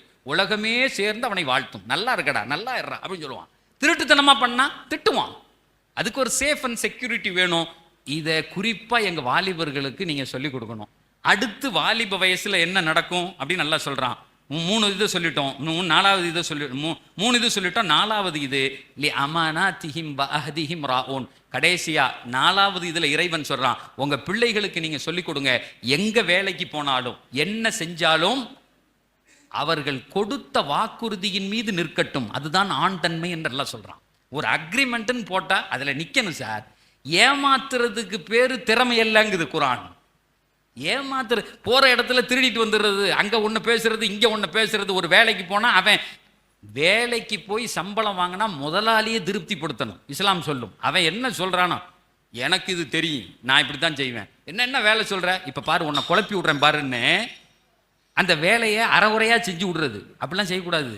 அமானாதிஹிம் வ அஹ்திஹிம் ராஊன். ஒரு ஆண் தன்மையின் அடையாளம் என்னன்னா, சொன்னா நிப்பான். ஆம்பளை பிள்ளைகளுக்கு சூரத்துல் மாயிதாவை சொல்லிக் கொடுங்கள்னு ரசூலுல்லாஹ் சொல்றாங்க. பெண் குழந்தைகளுக்கு சூரத்துல் நூரை சொல்லிக். இது ஒரு தஃப்சீர்ல நான் பேசிக்கிட்டு இருந்தேன். அல்லிமு அவுலாதக்கும் சூரத்துல் மாயிதா. ஆண் குழந்தைகள் என்ன அப்படி என்ன ஆம்பளை பிள்ளைக்கு சொல்லி தரணும்னு உடனே மாயிதாவை எடுத்து படிச்சு பார்த்தேன். அப்படி என்ன அதுல பெருசா வந்துருச்சு அப்படின்னு பார்த்தா, வார்த்தையே இதுதான். உங்க ஆம்பளை பிள்ளைகளுக்கு சொல்லிக் கொடுக்க வேண்டிய முதல் வார்த்தை அமானிதத்தை பேணணும். சொன்னா சொல்லணும். போன் அடிச்சு நண்பர் கூப்பிடுறாரு, டேய் 6 மணிக்கு அந்த டீ கடைக்கு வந்துடுறேன்டா. சொல்லும் போதே வரமாட்டேன்னு நினைச்சுக்கிட்டே சொல்றது. நிறைய பேர் அப்படி சொல்லுவான், இங்க வந்துரு அப்படி, இல்லைன்னா வந்துடுறேன், இல்லைன்னா அப்படி செஞ்சிடுறேன். சொல்லும் போதே செய்வன் நல்லா மவனை இருடி நீயே அப்படின்னு செஞ்சு விடுறது. அப்படி செய்யக்கூடாதுங்குது. அது ஆண்மையின் அழகல்லங்குது. பேச்சு என்னவோ செயல் அதில் தான் இருக்கணும். அமானாதிஹிம்பா. இதை எங்க பிள்ளைகளுக்கு சின்ன வயசுல சொல்லி கொடுக்கணும் சார். நீங்க மாறி மாறி இதை பேசுங்க. எதையோ பேசுறீங்க. கடைசியில் அல்லாஹ் ஒரு செய்தியில முடிக்கிறான், வல்லதீனஹும் அனி ஸலாத்தி யுஹாஃபிதுன் வல்லதீனஹும் அலா ஸலாத்திஹிம் யுஹாஃபிதுன். ஆரம்பிச்சது மாதிரியே கொண்டு வந்து முடிக்கிறான். இந்த வேலையெல்லாம் நீங்க செஞ்சா உங்கள் காமத்தை, உங்களுடைய செக்ஷுவாலிட்டியை பாதுகாத்து, ஜக்காத்தை கொடுத்து, நீங்கள் விளையாடாமல் இருந்து, வீண் விளையாட்டுகள் இல்லாமல் இருந்து, நீங்கள் சொல்வதை பேணினால் உங்கள் தொழுகை நிரந்தரமாக இருக்கும். எங்க போனாலும் தொழுகைக்கு கவனமா எடுத்து அந்த நேரத்தில் தொழுதுருவீங்க. எழுதி வைத்துக் கொள்ளுங்கள், உங்கள் இம்மை வாழ்க்கையும் வெற்றி, உங்கள் மறுமை வாழ்க்கையும் வெற்றி. முடிச்சிட்டான் அல்லாஹ். இதுதான் வாழ்க்கையினுடைய தத்துவத்தை ஒரு டேப்லெட் ஃபார்ம்ல அல்லாஹு தஆலா கொடுத்துட்டான். இன்ஷா அல்லாஹ் நம்ம முஃப்தி சாப் என்ன செய்வார்னா, இந்த 6 விஷயத்தையும் தமிழ்ல எழுதி உங்களுக்கு கொடுத்துருவார். ஜெராக்ஸ் எடுத்து வீட்டில் தொங்க விட்டுறணும். இன்ஷா அல்லாஹ் செஞ்சிருவோமா? பார்க்கும் போதெல்லாம் அது நினைவுக்கு வரணும். அதை பார்த்துக்கிட்டே இருக்கணும். ஏன்னா யாரும், நான் ஒருத்தர் கடை வைக்கிறாரு, ஏங்க கடை வைக்கிறேன், விளங்காம போகணுன்னு கடை வைக்கிறேன் அப்படின்னு எவனாவது சொல்லுவானா? எதுக்கியா கடை நடக்கவே கூடாதுன்னு கடை வைக்கிறேன் எவனாவது வைப்பானா? ஜம்னு நடத்தணும்னு தானே வைப்பான். வாழ்க்கைக்கு எதுக்கு வந்திருக்கோம்? நாமும் நல்லா இருக்கணும், நம்ம பிள்ளைய நல்லா இருக்குன்னு வந்திருக்கோம்ல. இது குர்ஆன் கொடுக்கிற வாக்குறுதி. 200% சத்தியம். 1500 ஆண்டுகளாக இந்த சொன்னபடி வாழ்ந்து சுகமா வாழ்ந்து 5000 ஸ்கொயர் ஃபீட்ல பென்ஸ் காருகளோட சும்மா ஜாம்னு வாழ்ந்து சந்தோஷமா உலகத்திலையும் அனுபவிச்சுட்டு மறுமையிலையும் அனுபவிக்கிறதுக்கு ஒரு கூட்டம் போயிடுச்சு, வாழ்ந்து முடிச்சுட்டான். அதனால நீங்க அதை பத்தி கவலைப்பட வேண்டாம். இதுல சொன்னதை செஞ்சா நடக்கும். கடைசியா ஒரு செய்தியை சொல்லிக்கிறேன். தொழுகையில என் தொழுகை உயிரோட இல்லை, நான் என்ன செய்யறது? 60 வருஷமா தொழுகிறேன், காம சிந்தனை திரும்ப வருது, ஒரு பெண்ணை பார்த்தா பார்க்க தோணுது, ஒரு நியூடிட்டியான ஒரு தப்பான படத்தை பார்க்க தோணுது, ஒரு பெண்ணுக்கு அதே மாதிரி ஒரு ஆணை பார்க்க தோணுது. இந்த எண்ணங்கள் வந்துச்சுன்னா ரசூலுல்லாஹ் ஒரு துவா சொல்றாங்க. அந்த துவாவை நீங்கள் சொன்னால் உங்கள் தொழுகைகள் மாற்றப்படும். அந்த துவாவை சொல்லட்டா? எதை பார்த்தாலும் சொல்லட்டா வியாபாரம் பண்றாரே அவர்னா. சரி நீங்க வேணும்னா சொல்லுவேன், இல்லைன்னா விட்டு. ஒரு ஊர்ல சொன்னேன் சார், உங்க பிள்ளைகள் வெளியே போகும்போது இந்த துவாவை ஓதி அனுப்புனா ஆக்சிடென்ட் நடக்காது, அந்த துவாவை சொல்லவா அப்படின்னு. பக்கத்துல ஒரு அஜித் உட்கார்ந்தார். சொல்லாதீய அப்படின்னாரு. அந்த ஊர் அஜர்த்து சொல்லாதீய அப்படின்னாரு. என்ன சொல்லாதீங்கிறாருன்னு நான் பாட்டுக்கு வந்துட்டேன். சரி அஜர்த்தே சொல்றாரு, நீங்க எதுவும் சொல்றீங்களா அஜர்த்து? அஜர்த்தே சொல்றாருன்னு ஊருக்கு வந்துட்டேன். கரெக்டா 3வது நாள் ஃபோன் அடிச்சாரு. அஜித் நல்லபடியா போயிட்டீங்களான்னாரு. ஐயா 3 நாள் கழிச்சு கேட்குறேன்னு. ஒரு மனுஷன் போனான்னு எப்போ கேட்கணும்? சாயங்காலம் கேட்கணும். 3 நாள் கழிச்சு ஆமா வந்துட்டேங்க ஊருக்குன்னே. இல்லை அந்த துவா ஒன்று சொன்னீங்கல்ல, என்னமோ ஒன்று சொல்ல வந்தீங்களா, அது என்ன அப்படின்னாரு. சொல்ல மாட்டேன்னே. என்ன திருத்தி இப்படி சொல்லி நீ தானையா சொல்ல வேணான்னு சொன்னேன்னு ஃபோனை வச்சுட்டேன். அடுத்து ஒரு 3 நாள் கழிச்சு ஃபோன் அடிச்சாரு. ஃபோன் அடிச்சு அஜரே அந்த துவாவை கொஞ்சம் சொல்லுங்களேன் எல்லாரும் கேட்குறாங்க. அதெல்லாம் சொல்ல மாட்டாங்க, ஃபோனை வைங்கன்னு வச்சுட்டேன். ஏன்னா வம்ப அவர் தானே சொல்ல வேணான்னது. அடுத்து 3 நாள் கழிச்சு அடிச்சு ஃபோன் அடிச்சாரு. அடிச்ச உடனே தெரிஞ்சுக்கிட்டேன் இந்த துவாக்கு தான் அடிப்பான். அஜரத் நீங்கள் எங்கே இருக்கீங்கன்னாரு. காலேஜில் தான் இருக்கேன், ஜமாலில் இருக்கேன், திருச்சியில். உடனே அவர் கேட்டார், இப்போ நான் வரட்டா அங்கே அப்படின்னு கேட்டார். எதுக்குன்னு. என் பொண்டாட்டி திட்டுறா, டெய்லி 10 பொம்பளை என் வீட்டு வாசலில் வந்து நின்று அந்த ஆக்சிடென்ட் நடக்காதுன்னு சொன்னான்ல, என் பிள்ளைய ஆக்சிடென்ட்ல சாவணும்னு உனக்கு ஆசைன்னு இருக்காளுங்க. யார இவர் பொண்டாட்டிட்ட. இந்த ஆள் விலக எதுக்கு வேணான்னு சொன்னார். டெய்லி 10 பொம்பளைய வர்றது, வாசலில் சண்டை வர்றது. அவன் பொண்டாட்டி சொல்லிருச்சான், நாளைக்கு துவாவோட வந்தா வீட்டுக்கு வா, இல்லைன்னா உனக்கு துவா ஓதிடுவேன்ருச்சு அந்த அம்மா. இவர் உடனே பஸ்ஸில் ஏறி வரேன். நான் சொன்னேன், நான் சொல்கிறேன் எழுதிக்க. ஏன் வேணான்னு சொன்னேன். அன்னைக்கு ஒரு மனுஷனுக்கு தேவைன்னா கேட்பான். அப்போ ரசூல்லா சொன்னாங்க, அல்லாஹும்ம இன்னி அவுது பிக்க மின் சலாத்தின் லா தன்ஃபா. ஒரே துவா தான். எங்க ரசூல்லா கேட்டாங்க, அல்லாஹும்ம இன்னி அவுது பிக்க மின் சலாத்தின் லா தன்ஃபா. இதை நீங்க கேட்டு அடுத்த செகண்ட் நீங்க தொழுதீங்கன்னா உங்க தொழுகை அவ்வளவு அருமையான தொழுகையாக மாறி போகும் என்று பொய்யே உரைக்காத சத்திய தூதர் எங்கள் நபிகள் சொன்னார்கள். ஆக இந்த 6 விஷயத்தையும் மனசுல எடுத்துக்கிட்டு ஏதாவது நல்லா சொன்னார்லாம் நினைக்க வேண்டாம். நான் இங்க வந்ததே எதுக்குன்னா உங்க இதயத்தை பிடிச்சி ஆட்டுறதுக்கு தான். நாளை காலையில வாழ்க்கை மாறணும், சுகமாகணும், 5000 ஸ்கொயர் ஃபீட்ல வீடு வேணும், பென்ஸ் கார் வெளியே. இந்த உலகத்துல வாழும்போது செம்மையா வாழணும், மௌத்தா போன பின்னாடி செம்மையா இருக்கணும். அதுக்கு தான் நமக்கு குரான் வழிகாட்டுதை தவிர, இல்லைன்னா இங்கே உலகத்திலே அழுதுகிட்டே இருக்கிறது, நோயாளியாக இருக்கிறது, இங்கே நரகத்தை கொண்டு வந்துட வேண்டியது, சாவும் போது நரகத்திலே. அதுக்கு எதுக்கு இவ்வளவு பெரிய வானமும் பூமியும் சந்திரனும் சூரியனும் இப்படி சுத்துறதுலாம் எதுக்கு? தேவையே கிடையாது. அதனால இந்த நல்ல செய்திகளை அல்லாஹ் சொன்னதை எடுத்துக்கொள்ளுங்கள். அல்லாஹ் உங்களுக்கும் எனக்கும் உலக முஸ்லீம்களுக்கும் உலகத்தில் உள்ள அனைத்து மனிதர்களுக்கும் இந்த குரானை கொண்டு இவ்வளவு நாள் எப்படி நேர்வழி காட்டினானோ அல்லாஹ் அப்படி காட்டி சுகமான வாழ்க்கை இம்மை மறுமை மண்ணறையில் வாழ்வதற்கு அல்லாஹ் உதவி புரிவானாக. இந்த இவ்வளவு பெரிய அந்த இதை வச்சு நம்முடைய பெரும் பணிகளை செய்து கொண்டிருக்கிறார்கள். நோயாளிகளை சுகப்படுத்த, படிப்பிற்கு, நமக்கு நம்மளால முடிஞ்சா பொருளாதார ரீதியா அல்லது நல்ல வார்த்தைகள் ரீதியா அல்லது ஒரு நல்ல எண்ண ரீதியா இப்படி ஒன்று செய்கிறாங்களே, இவங்க வாழட்டும் அப்படின்னு சொல்லிட்டு அவர்களுக்காக வேண்டி துவா செய்தால் அந்த பணிகளில் நாமும் சேர்ந்தவர்களாக ஆகுவோம். அல்லாஹ் அப்படிப்பட்ட நல்ல சிந்தனையை நமக்கு தந்தருள் புரிவானாக. என்னை அடைத்து பேச வைத்த இந்த நிர்வாகத்திற்கும் முஆத் இப்னு ஜபலுடைய அந்த சங்கத்திற்கு மனதார்ந்த நன்றிகளை சொல்லி அல்லாஹ் உங்களையும் என்னையும் பொருந்தி கொள்ள வேண்டும் என்று துவா செய்து முடிக்கிறேன். வாஹிர் தஅவானா அல்ஹம்துலில்லாஹி ரப்பில் ஆலமீன். இவங்களை கேட்டிருக்கா? அது ஒன்றும் இல்லை, ரசூல்லா சொல்லி தந்தாங்க நமக்கு. அல்லாஹ் குர்ஆனில் ஒரு வசனத்தில் சொல்கிறான், நீங்கள் வீட்டை விட்டு வெளியே போகிற நேரத்தில் ஓ ஃபவ்விது அம்ரி இலல்லாஹ், அவ்வளோதான் அந்த துவா, வேற பெருசு இல்லை. அல்லாஹுவினிடத்தில் என் குழந்தையின் பொறுப்பை ஒப்படைக்கிறேன். என்ன ஒப்படைக்கிறேன்? ஒரு ஆணோ பெண்ணோ பிள்ளையோ யாருக்கு ஒரு தாய் தன் பிள்ளைக்கு ஓதி அனுப்பலாம், ஓ ஃபவ்விது அம்ரி இலல்லாஹ். அப்படி சொன்ன உடனே இந்த உலகத்தில் என்ன நடக்கும்னு அடுத்த வசனம் சொல்லுகிறது, இன்னல்லாஹ பசீரும் பில் இபாத். உடனே உங்க பொறுப்பை, உங்க பிள்ளைகள் பொறுப்பை அல்லாஹ் எடுத்துக்குவான். அவன் 120ல் முறுக்கணும்னு நினைச்சாலும் பைக்கு போவாது. இன்னைக்கு அந்த பையன் அப்படித்தானே ஓட்டி பார்க்குறான். இல்லைன்னா உங்கள் மக இப்படி நடந்து போகும்போது எதாவது எவனாவது நின்றுக்கிட்டு இவ கொஞ்சம் அழகா இருக்காளா இப்படி இப்படின்னு பார்க்கணும்னு நினச்சா கூட உங்கள் மக அசிங்கமாக தெரியவா, அந்த பயலுக்கு தெரிஞ்சுட்டு போகிறா. மருமவனுக்கு நல்லா இருந்தால் போதும். நான் சொல்கிறது விளங்குதா? இந்த துவாவை 1400 500 வருஷமாக ஓதி ஓதி இந்த உம்மத்து தங்களுடைய உடலை, உயிரை, உடைமையை, பைக்கை, காரை பாதுகாத்துக்குச்சு. ரெண்டாவது இன்னொரு அடிஷ்னலான செய்தி, செலவாத்த 10 தடவை ஓதிட்டு போனாலும் எங்களுடைய நபி சொல்றாங்க, என்னுடைய பேரின் பரக்கத்தால் பேராபத்துகள் நிகழாது. வெளியில போகும்போது ஓ ஃபவ்விது அம்ரி இல்லல்லாஹ். நான் இந்த துவாவை 100 ஊர்களில் சொல்லியிருக்கேன். இதை ஓதிட்டு பல பேர் சொல்லியிருக்காங்க. முட்டை வந்த லாரி வெளியே போய் என்னமோ நடந்துருமோங்கிற இடத்துல கூட அல்லாஹ் எங்களை பாதுகாத்தான்னு. அதனால இது முஜர்ரப், அனுபவம் வாய்ந்து இது பண்ணப்பட்டது. உங்களுக்கு ஓதுங்க, உங்க பிள்ளைகளுக்கு ஓதுங்க, ஆம்பளையோ பொம்பளை யார் பண்ணா ஓ ஃபவ்விது அம்ரி இலல்லாஹ். அந்த நம்பரை அஜர்த்து எடுத்து உங்களுக்கு அனுப்பி விட்ருவா, நீங்களே குரானில் பார்த்து என்ன செஞ்சிடலாம், ஓதிக்கலாம். ரெண்டாவது ஒரு 10 தடவை செலவாத்து, எப்போ வண்டி எடுத்து போனாலும் கை கால் உடையாது, உயிர் போவாது, போன மாதிரி திரும்பி வரும். இதை விட வேற என்ன சார் வேணும் நமக்கு? இந்த சமூகம் அனுபவிக்குது 1500 வருஷமா, லட்சோப லட்ச மக்கள் இதை ஓதி அனுபவிச்சிருக்கான். அந்த வாய்ப்பு அல்லாஹ் நமக்கு தந்திருக்கான். எதை என் வாயை கிண்டி விட்டாங்க. வாஹிர் தாவானா அல்ஹம்துலில்லாஹி ரப்பில் ஆலமீன்.